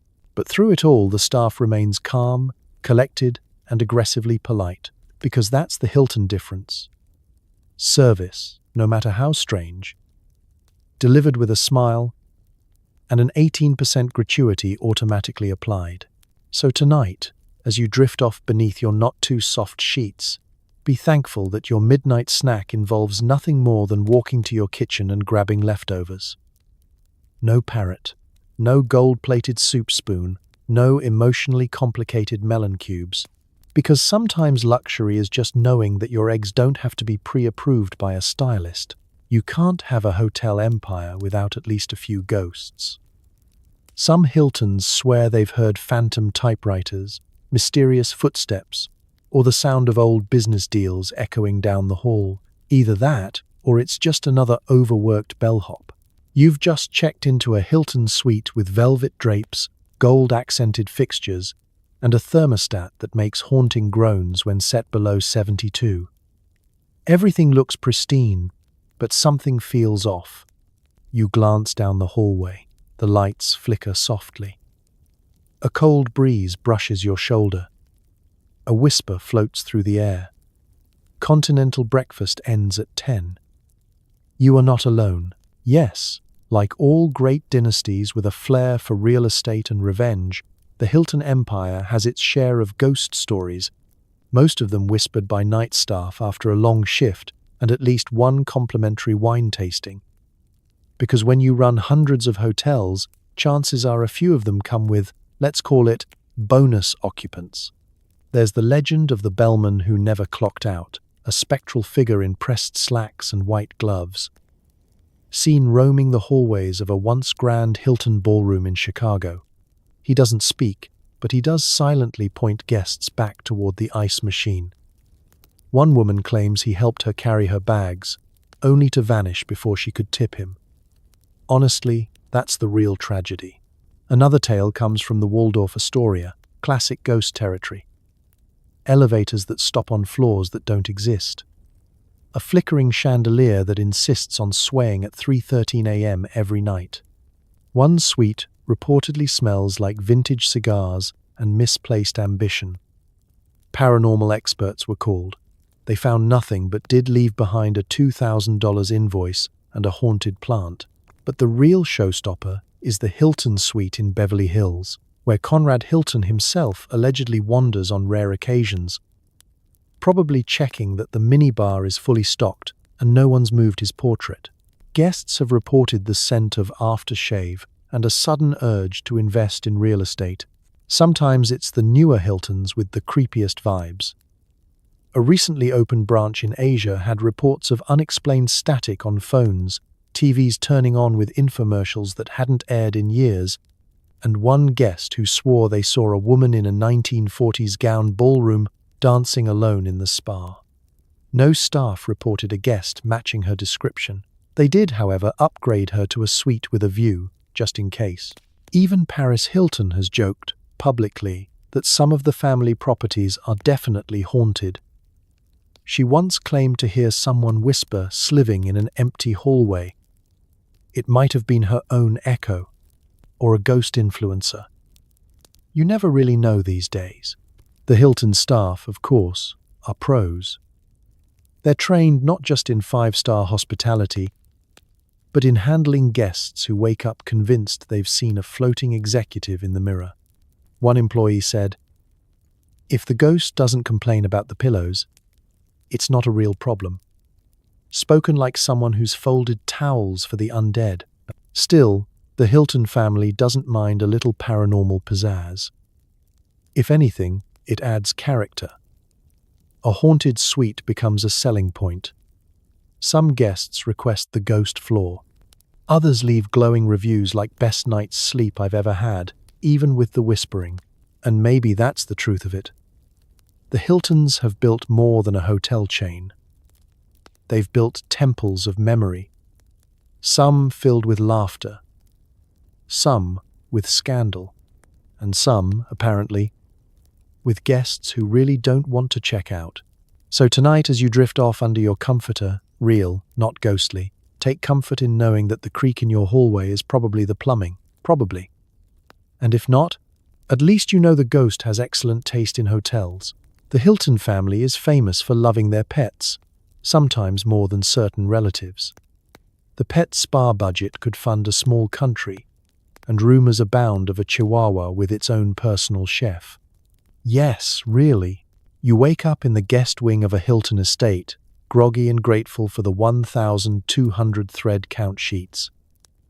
You make your way to the breakfast table, expecting coffee and polite small talk. Instead, you're greeted by a teacup poodle in a pearl collar, already seated, already judging your outfit. The housekeeper whispers, "That's Miss Lulu." She gets the window seat. Always. Welcome to the world of Hilton pets. This isn't fetch in the park territory. This is couture collars, engraved gold name tags, and canine facial treatments performed with more delicacy than most open-heart surgeries. If your family dog sleeps on a blanket, the Hilton pets would kindly ask you to leave the conversation. Paris Hilton alone turned animal ownership into a lifestyle brand. She famously traveled with a rotating entourage of tiny dogs, each with their own wardrobe, carry-on luggage, and, in some cases, assistants. One of her chihuahuas lived in a miniature mansion in her backyard, complete with air conditioning, heating, and furniture scaled to chihuahua size. It's the only real estate in Beverly Hills that appreciated without a pool. Then there's the duck. Yes, the duck. One Hilton family member went through a brief waterfowl phase. He adopted a duck named Gregory Peck, because of course he did, who waddled around the estate in custom booties and had a custom-built pond chamber designed to filter out impurities and negative energy. Gregory was known for honking disapprovingly at guests who wore off-brand cologne and once bit a papaya out of someone's mimosa. But no story compares to the alpaca incident. It began, as these things often do, at a charity gala. Someone suggested having therapy animals to calm stressed guests. One cousin took it too far and brought an alpaca named Alfredo, fresh from a luxury grooming retreat and extremely unhappy about being removed from his eucalyptus-scented paddock. Alfredo escaped. There was chaos. He galloped through the valet line, spat on a Cartier rep, and attempted to enter the main ballroom before being bribed back outside with gluten-free croissants. A video of the event leaked, titled "Hilton Air vs. Spitting Llama." It's an alpaca, actually, and trended for 3 days. But don't let the drama fool you. Hilton pets live better than most humans. They have personal chefs, nutritionists, pet psychics, and designer accessories that cost more than your car insurance. One family dog reportedly refused to drink anything that wasn't served in crystal. Another had a therapist, just in case he internalized too much stress from brunch. There's also a Hilton pet will. Yes, a will. Several animals have trust funds set aside for their continued quality of life, which includes custom bedding, organic snacks, and monthly trips to emotionally enriching environments. Translation: the Maldives. Staff are trained in pet etiquette. They know not to address certain pets unless spoken to. They prepare pet meals with precision, measured by weight, mood, and planetary alignment. There was a small scandal once when a chef accidentally served duck pâté to the duck. It was awkward. Still, the Hilton pets are royalty in their own right. They pose for holiday cards. They've appeared in fragrance campaigns. At least one has better paparazzi angles than you. Probably. So tonight, as you tuck into bed beside your dog, cat, or mildly judgmental goldfish, be glad.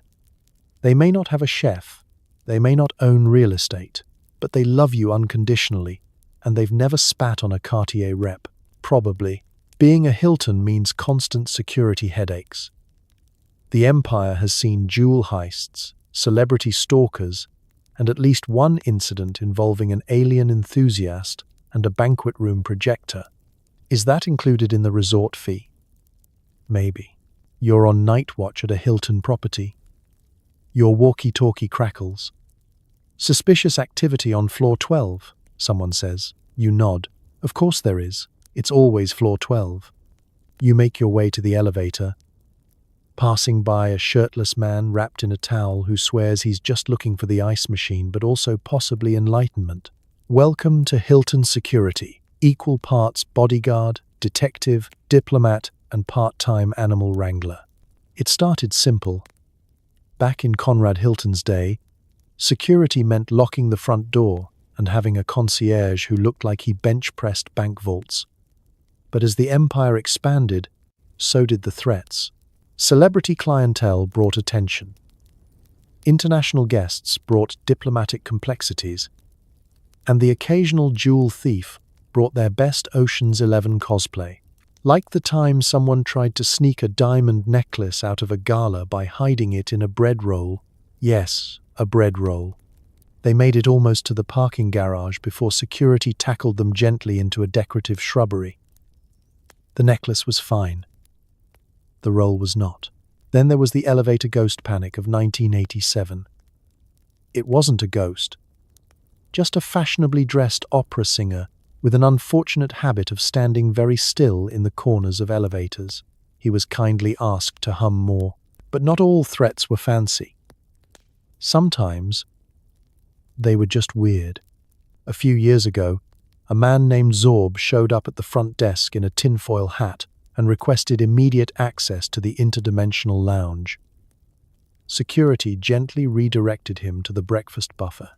He returned 2 hours later with a projector he claimed could detect alien mothership signals.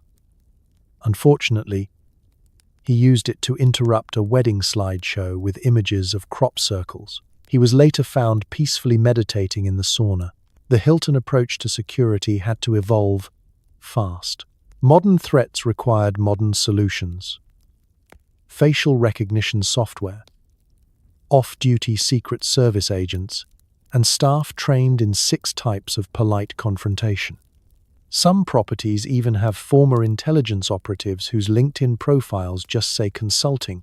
They've stopped diamond heists, intercepted fan mail disguised as legal subpoenas, and once apprehended a person attempting to sneak into a suite by pretending to be a celebrity dog groomer to the stars. The only reason they got caught? They asked what kind of shampoo works best on goldfish. Of course, the family itself sometimes made things complicated. Paris once accidentally set off a hotel-wide lockdown after tweeting just touched down at the penthouse while still in the car. Within minutes, 2 superfans, 1 paparazzo, and a guy dressed as a large cupcake had breached the lobby perimeter. Security responded swiftly. The cupcake was gently escorted out with dignity. Even the cameras had their limits. One guest managed to avoid detection for 3 days by pretending to be a large vase in the corner of the ballroom. He moved only at night. His plan was thwarted when he sneezed. And let's not forget the most pressing security concern of them all: conference attendees who steal complimentary pens in bulk. Surveillance footage has captured briefcases loaded like office supply piñatas. Hilton security calls this petty theft. Guests call it souvenirs. So tonight, as you snuggle into your unsuspicious bed, take comfort in knowing that somewhere, in a Hilton hallway, a quietly intimidating person in a blazer is keeping the peace. Not for glory, not for gratitude, but because someone, somewhere, will eventually try to sneak into the spa dressed as a fern. And someone has to be ready. If you're going to be a Hilton, you'd better learn how to apologize for things you didn't do, in languages you don't speak, to people you'll never see again. There's an entire family tradition devoted to creative groveling and artisanal gift baskets.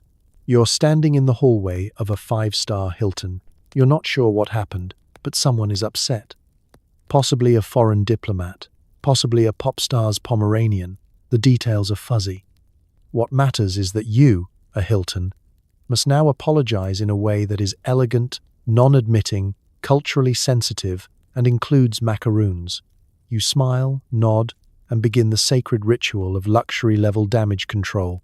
Hilton apologies are not your standard "oops, sorry about that." They are high art. A Hilton apology involves posture, a well-rehearsed vocabulary of regret, and an uncanny ability to convey sincerity while your lawyer stands 3 feet away holding a statement that has been reviewed by PR, legal, and at least one astrologer. The languages?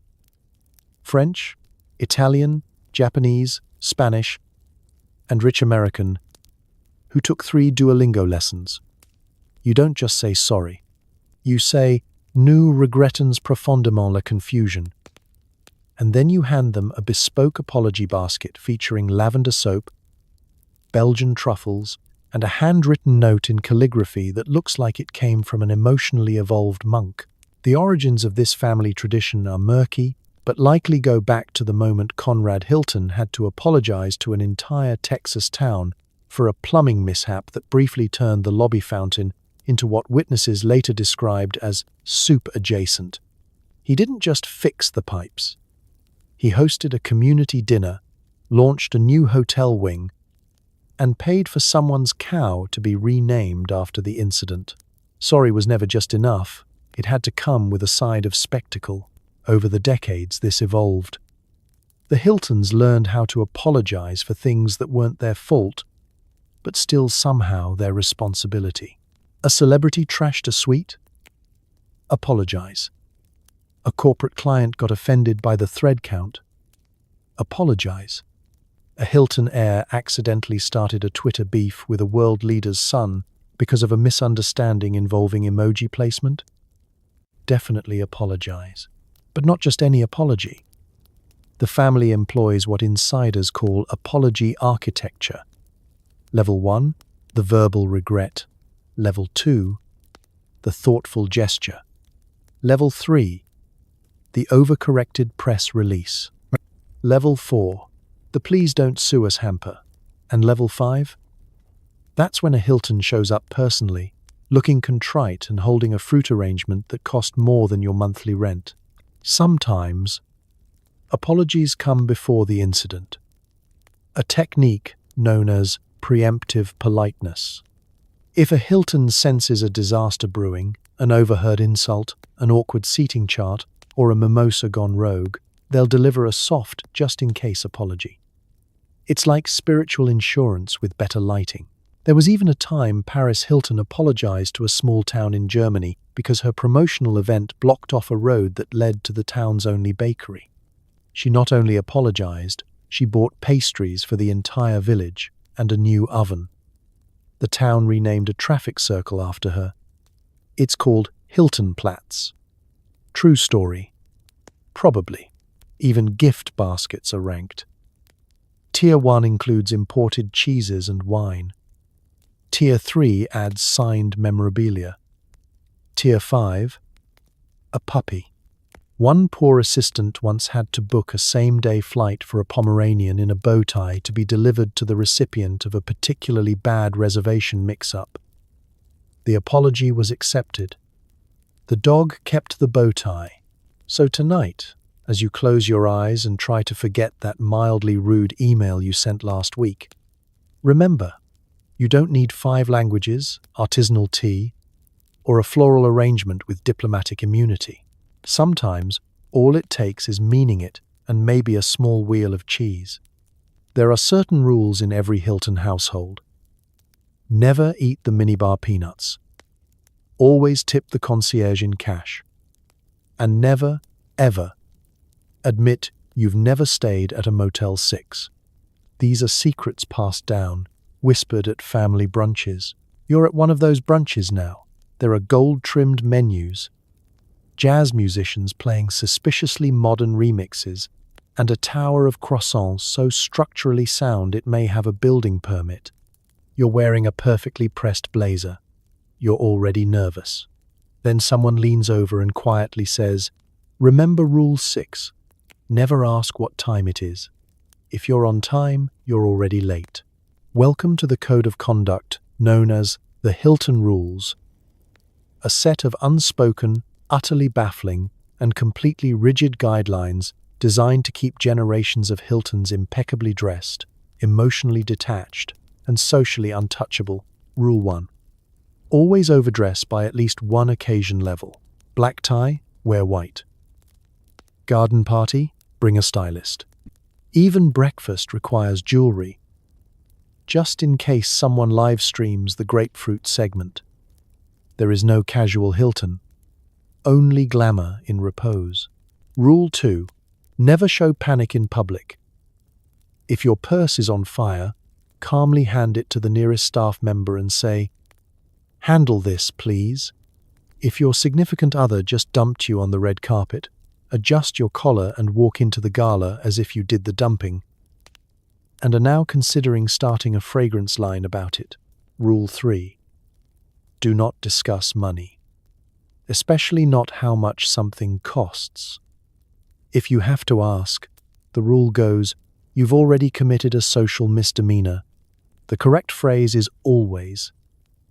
It's a classic piece, even if it was purchased during a dramatic eBay bidding war at 3 a.m. Rule 4. Personal scandals must never overshadow family scandals. If you're going to embarrass yourself, make sure an older cousin does something worse. There's a delicate ecosystem of disgrace within the family, and everyone takes turns. Coordination is key. Rule 5. No public transport, ever. Even if the limo breaks down, you do not get on a bus. You do not ride the subway. You simply wait, in a composed stance, until a vintage convertible or someone's yacht arrives, whichever's faster. Then there's Rule 6. Pretend you've been everywhere, even if you haven't. Never admit you've never been to Monaco, Bali, or Des Moines. Simply say, "Oh, it's lovely this time of year," and pivot the conversation to bespoke luggage or the humidity level of luxury spas. Hilton children learn these early. Instead of fairy tales, they're read stories about tax havens and table etiquette. Once upon a time, in a land called Zurich, there lived a banker with very discreet facial expressions. Even mistakes are handled according to the code. Spill wine at a gala? This dress needed an update anyway. Trip on a red carpet? The heel was a commentary on gravity. Accidentally wave at someone who turns out not to be famous? I thought he was a prince. He had the posture. And Rule 7, arguably the most sacred. Minibar peanuts are cursed. No one knows why. It's just known. The last person to eat them reportedly woke up with a hangover, 3 engagement rumors, and a sudden urge to become a life coach. These rules aren't written down. They're passed from one perfectly highlighted head to another, whispered over poached eggs, and discreetly texted during galas. They're not for the world to understand. They're for the Hiltons to enforce. Silently, stylishly, and always with a knowing smirk. So tonight, as you drift off in your sensible pajamas, be glad your only family rule is don't microwave fish. Because while the Hilton life may look effortless, it runs on a code more complex than a spy thriller and far more expensive. And absolutely no peanuts, ever. Every empire faces its sunset. For the Hiltons, it came in the form of mergers, buyouts, and the realization that being just a hotelier was suddenly passé. The family faced a question more terrifying than bankruptcy. What do you do when your name is worth more than your net worth? You're standing in a boardroom with polished wood panels, bottled water so expensive it needs its own bodyguard, and lawyers who all look like they sleep in ironed suits. The Hilton logo gleams on the wall, sleek, corporate, strangely impersonal. You sip a cappuccino made by a machine that cost more than your college degree, and quietly realize the family business is no longer the family's. It began slowly. A partnership here, a rebranding there, new leadership, new shareholders. Suddenly, there were Hilton hotels in places no Hilton had ever been, managed by people who couldn't tell you the difference between Conrad Hilton and a salad fork. The hotels were thriving. But the bloodline? A little confused, because being a Hilton used to mean owning the thing. The building, the lobby, the actual minibar. Now, it meant licensing the name, branding the dream. Hilton became less about real estate and more about a vibe, which is exactly the kind of sentence that gives business heirs heartburn. At some point in the 2000s, a great quiet identity crisis rolled over the dynasty. The hotels were still opening, still glittering, but the control? Sold. One merger blurred into another.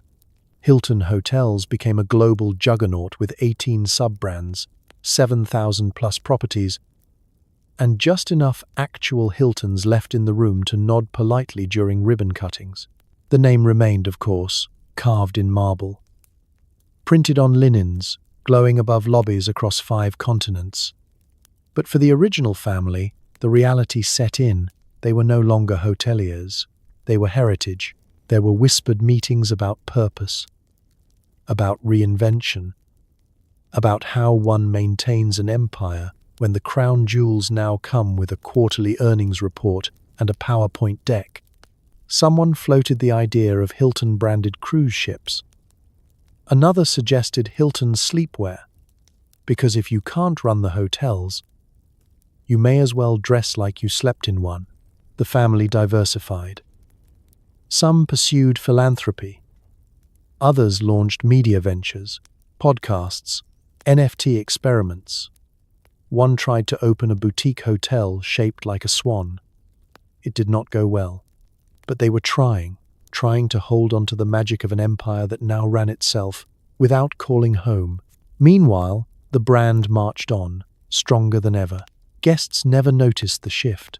Most didn't care who owned the lobby, as long as the robes were fluffy and the breakfast buffet had an omelette station. Hilton had become a machine. A very pleasant, very efficient, very franchised machine. And the Hiltons? They became something else entirely. Not operators, not CEOs, but myth, legacy, a famous last name whispered in tabloid headlines and boardroom lore. Their job now was to remain iconic, like a discontinued luxury perfume or an ex-royal with a really good PR team. Of course, the irony is that this was the plan all along. Build something so big, so polished, so untouchable, that it could outlive its makers. And it did. The hotels remain. The rooms are booked, the towels are folded with military precision. Somewhere, Conrad Hilton is probably smirking. So tonight, as you settle into your pillow and contemplate your modest, non-licensed lineage, remember, every empire eventually becomes a brand. The trick is surviving the transition with style, dignity, and, if possible, a really solid exit clause. Because even when the era ends, the minibar still charges you $14 for a bottle of water. Some legacies are eternal. At the end of all the drama, the lawsuits, and the red carpet mishaps, what's left of the Hilton legacy? Is it just a logo on a bathrobe, or something a little stranger? A family name that survived scandal, reinvention, and the occasional midnight fire alarm. Maybe the real secret is that even in a world of endless upgrades, some family baggage never checks out. You're sitting in a hotel lobby.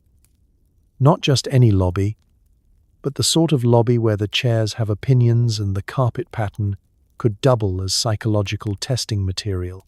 The Hilton H gleams from the wall, subtle enough to seem humble, expensive enough to insult your bank account.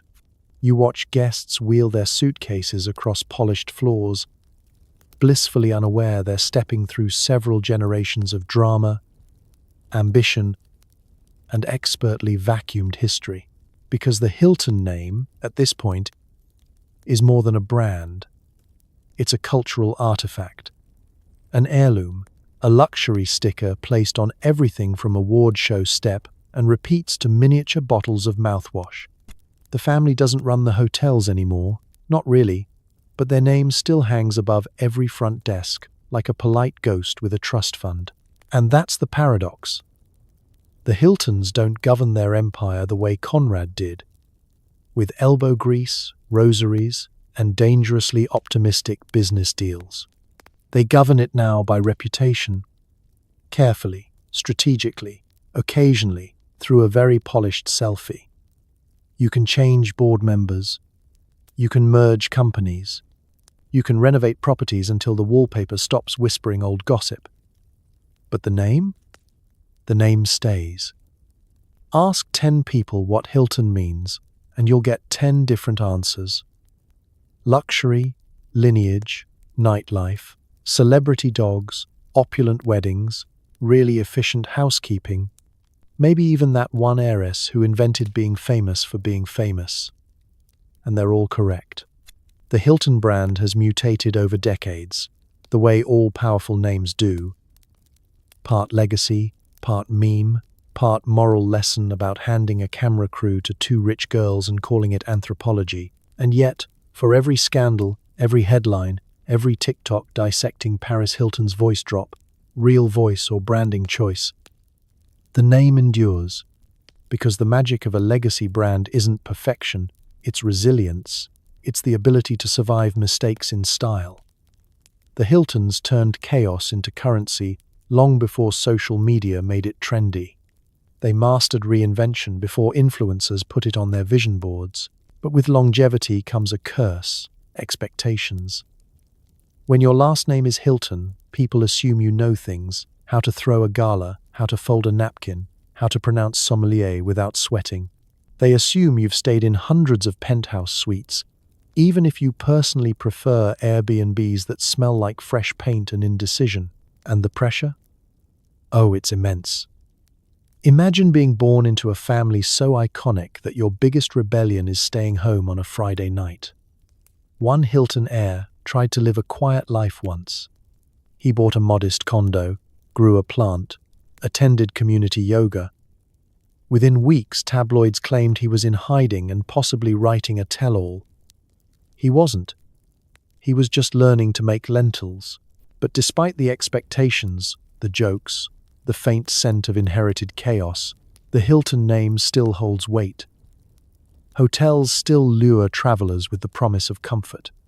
The foundation still gives millions to charity. Paris herself grew from tabloid target to business mogul, DJ, advocate, and mother, effortlessly rebranding socialite into CEO of personal reinvention. The truth is, legacy and liability aren't opposites in the Hilton universe. They're roommates. They share a minibar and argue about lighting. A legacy without liability is boring. Liability without legacy is a disaster. But combine them, stir gently, and sprinkle with money, you get something that lasts.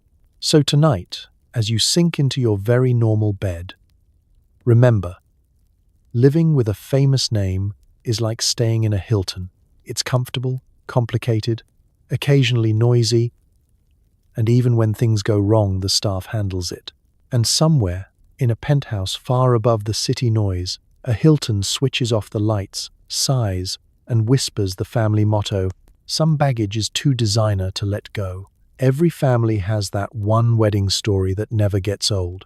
But the Hiltons have an entire anthology, most of them involving honeymoon disasters.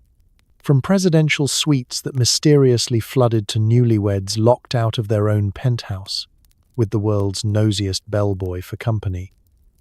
The Hilton honeymoon curse is legendary. The lesson: When your last name is on the hotel, the Do Not Disturb sign is really just a polite suggestion. You step into a penthouse suite meant to be the epitome of romance. Floor-to-ceiling windows, velvet drapes, rose petals scattered with military precision, and a champagne tower so tall it requires safety protocols. The problem? You're not alone. A bellhop you didn't request is already adjusting the thermostat, a concierge is double-checking the lighting options, and someone from housekeeping materializes to ask if you'd like more towels. You can't tell if this is customer service or surveillance. This is the Hilton honeymoon experience. Luxurious, breathtaking, and thoroughly impossible to have in private. The curse began decades ago, long before Paris, long before paparazzi, long before modern romance was measured in curated Instagram slideshows.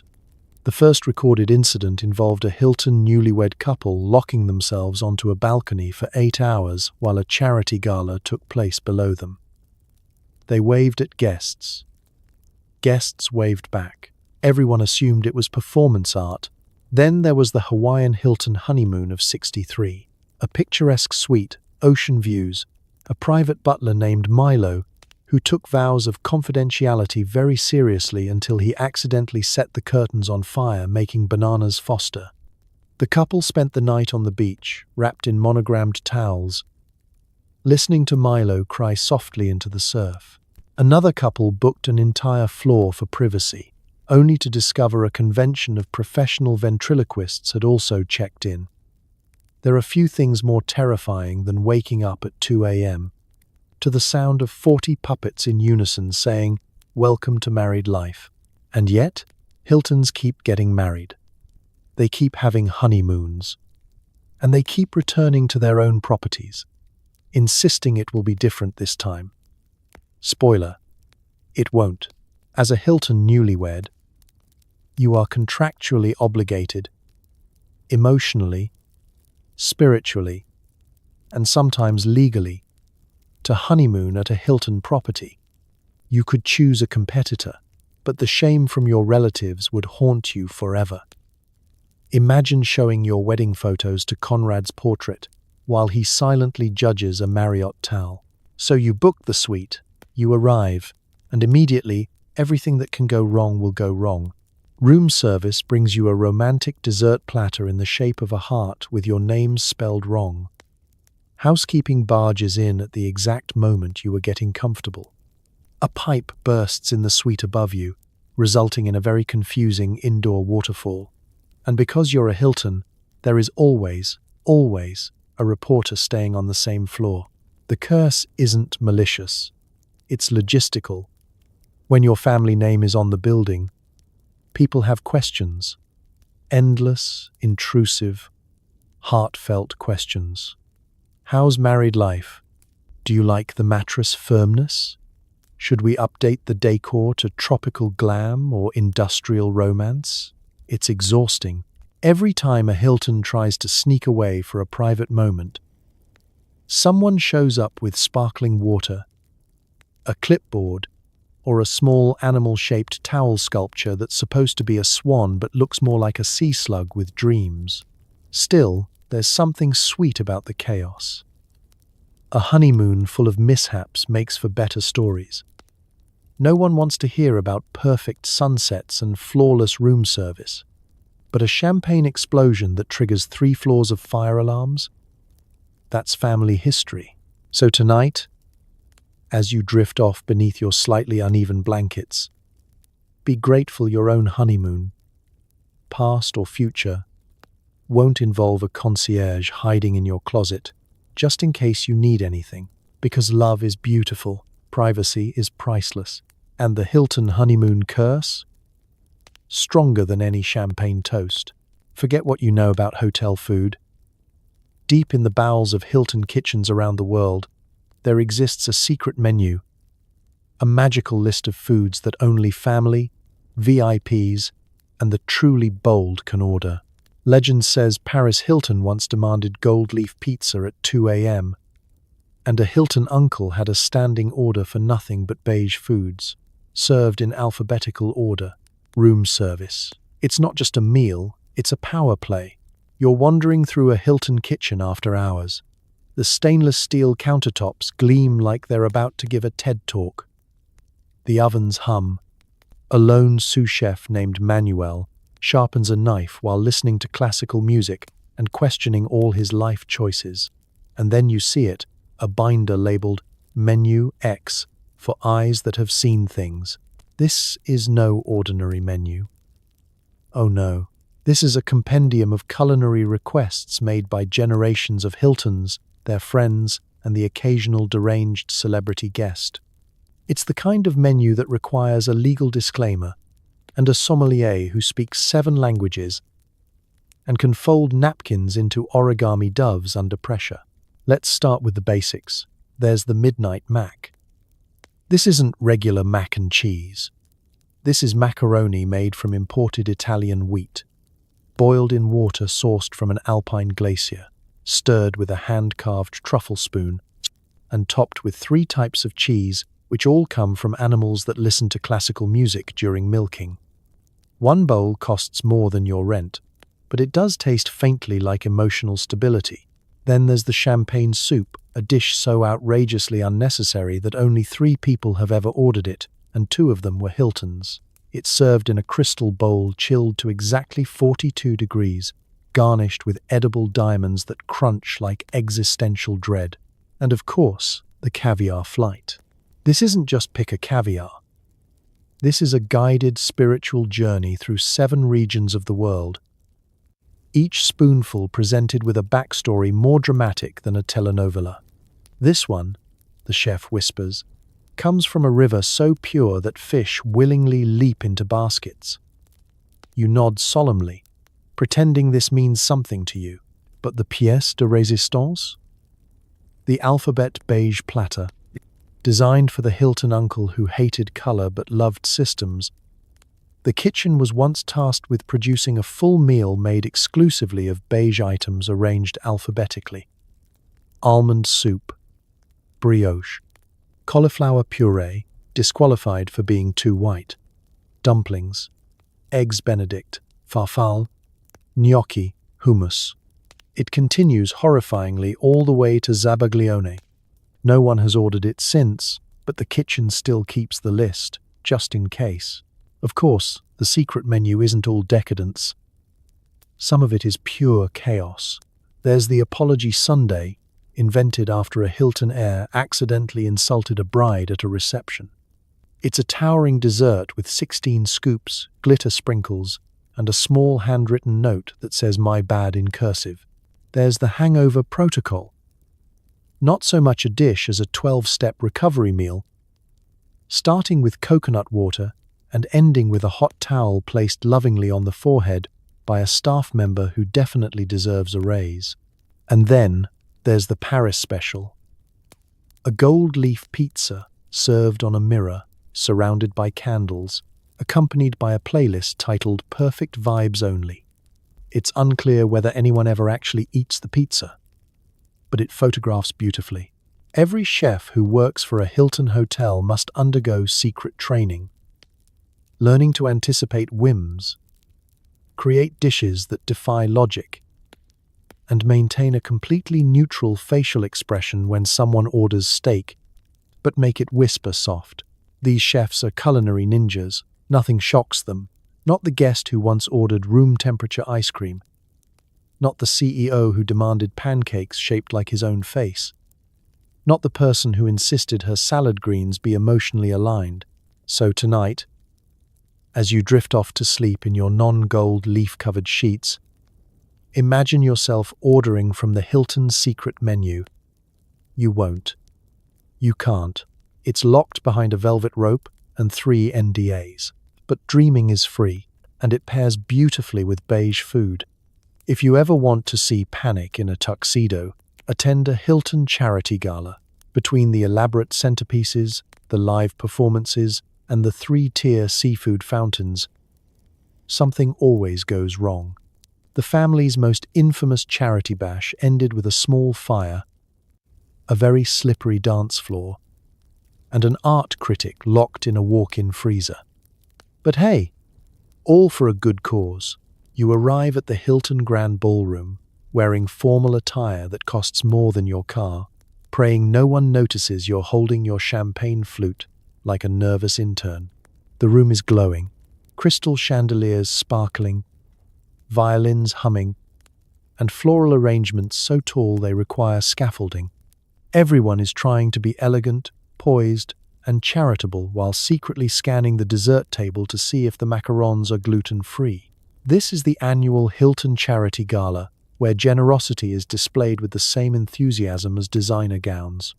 The guest list includes CEOs, influencers, semi-famous actors, whole fleets of plastic surgeons, and at least one royal who no one can place on a map. There's a silent auction to raise money for a foundation no one fully understands, featuring items like weekend on a private island and dinner with a Hilton, no paparazzi. The bids come in fast. Someone raises the paddle for $300,000 just because they thought the paddle was a fan. Of course, with this much glamour, something inevitably goes sideways. This year's centerpiece is a 12-foot ice sculpture carved into the shape of a phoenix rising from the flames. It's inspiring, it's majestic, it's also melting aggressively. A small pool of water forms beneath it, creeping toward the dance floor like a patient, lukewarm glacier. No one notices. Everyone's too busy taking selfies with it, whispering, "Doesn't it look like my ex?" Meanwhile, the seafood tower is causing a quiet crisis of its own. A very determined shrimp tries to escape. A debate breaks out over whether caviar is fancy or just salty fish drama. One guest insists that consuming oysters under LED lighting disrupts their spiritual energy. The caterers nod politely. Then the entertainment begins, a Broadway performer belting out a ballad about hope, redemption, and moderately priced champagne. Lights dim, the crowd swoons, and in the shadows, a very bored billionaire decides to lean against the phoenix sculpture. The phoenix wobbles. Someone gasps. The ice wings tilt dramatically, as if the sculpture itself is considering flight. And then, with one majestic slow-motion slide, the sculpture crashes into a nearby candle display. Sparks ignite. Has there ever been anything more stressful than watching wealthy people try to locate a fire extinguisher? Half the guests panic. The other half assume it's part of the show. A woman claps. A man takes video footage for awareness. Flamenco music starts playing accidentally when someone bumps the DJ booth. A socialite yelps, "My dress is flammable and vintage." Hotel staff swarm in like heroic penguins, extinguishing the blaze with a speed that suggests this happens more often than reported. But the chaos isn't over. The melting sculpture has now flooded the dance floor. The first couple who step onto it slide gracefully into a waiter, carrying 18 champagne flutes. Glass shatters, champagne sprays. Someone screams, "My shoes aren't insured." In the midst of all this, the art critic, who had been loudly lecturing a floral arrangement about overly derivative petal work, wanders into the kitchen looking for more wine, mistakes the walk-in freezer for a VIP lounge, and is accidentally locked inside. He is rescued 20 minutes later, wearing a tablecloth like a survival cape and lecturing everyone about the frigid loneliness of modern philanthropy. And yet the gala raises a record-breaking amount of money. People cheer, glitter cannons fire. The DJ changes the playlist from dramatic panic to victorious champagne pop. A Hilton takes the stage, unfazed, and says, "Thank you all for your generosity and for surviving." Because that's the magic of a Hilton gala. Chaos becomes charm, accidents become anecdotes, and no matter how many ice sculptures catch fire, the event is always hailed as a smashing success. So tonight, as you drift off, just be grateful your charity work doesn't involve flames, floods, or a frostbitten art critic, unless you want it to.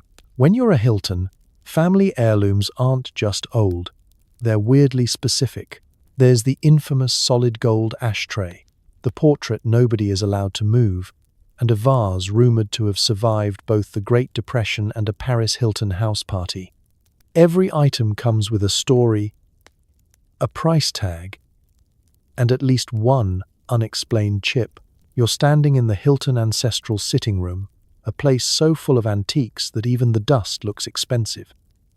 Every shelf is a museum. Every corner holds an object that absolutely should not be touched, breathed on, or looked at directly unless you've signed a waiver. A docent would be helpful, but instead you have Eunice, the family's unofficial guardian of heirloom lore, hovering over your shoulder like a polite but deeply judgmental ghost. The first item she shows you is the solid gold ashtray. It's roughly the weight of a newborn and absolutely useless as an ashtray, because no one wants to accidentally drop a flaming cigarette butt into $80,000 of craftsmanship. According to family legend, Conrad Hilton received it as a gift from a grateful oil baron after negotiating a hotel deal. No one knows why the baron thought, yes, smoking accessories but make them financially irresponsible. The ashtray has never held ash. It holds keys now. And trauma. Then there's the portrait. The portrait, capital P.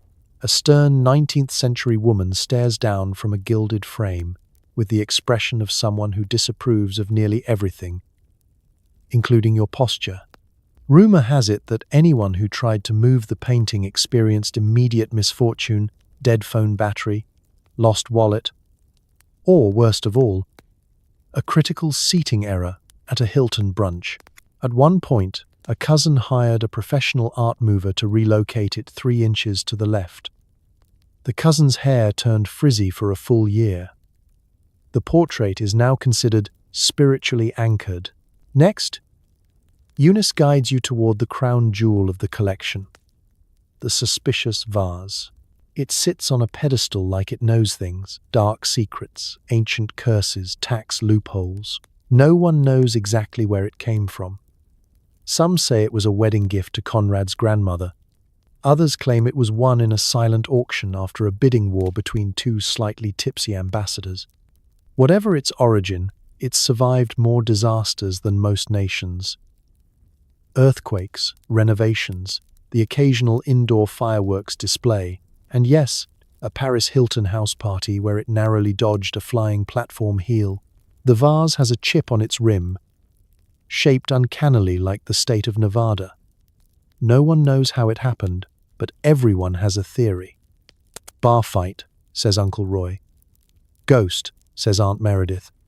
Me, whispers a distant cousin who knocked it over during a game of charades and has lived in shame ever since. The heirlooms don't end there. There's a grandfather clock that chimes slightly offbeat, allegedly because it saw too much in the 1970s.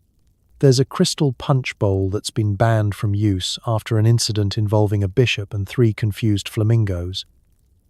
There's a silver tea set so delicate that touching it requires both gloves and emotional stability.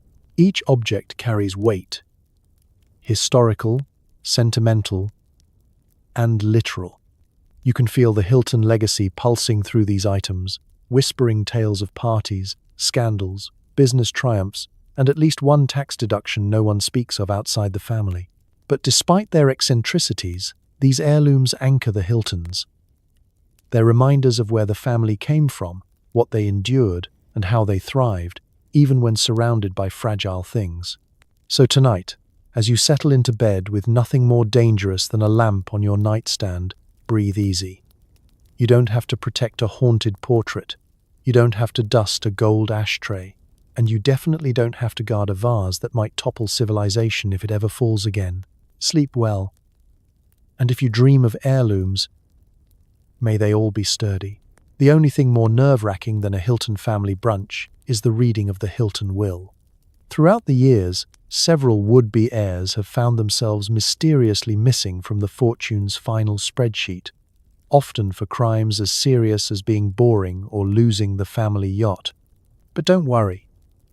There's always reality TV, a lucrative tell, all book, or, if all else fails, a robust career in Instagram influencing. You're seated in a lush, mahogany-paneled room built specifically for dramatic will readings.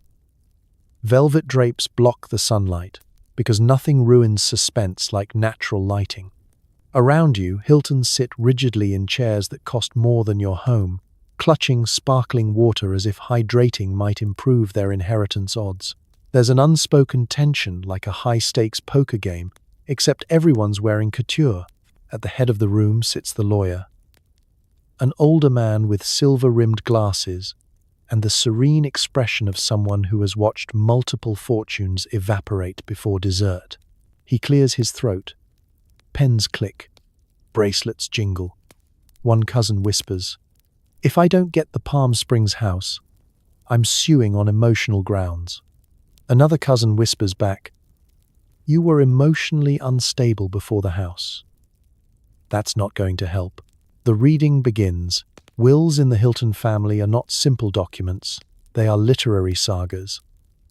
They include footnotes, appendices, and the occasional passive-aggressive aside.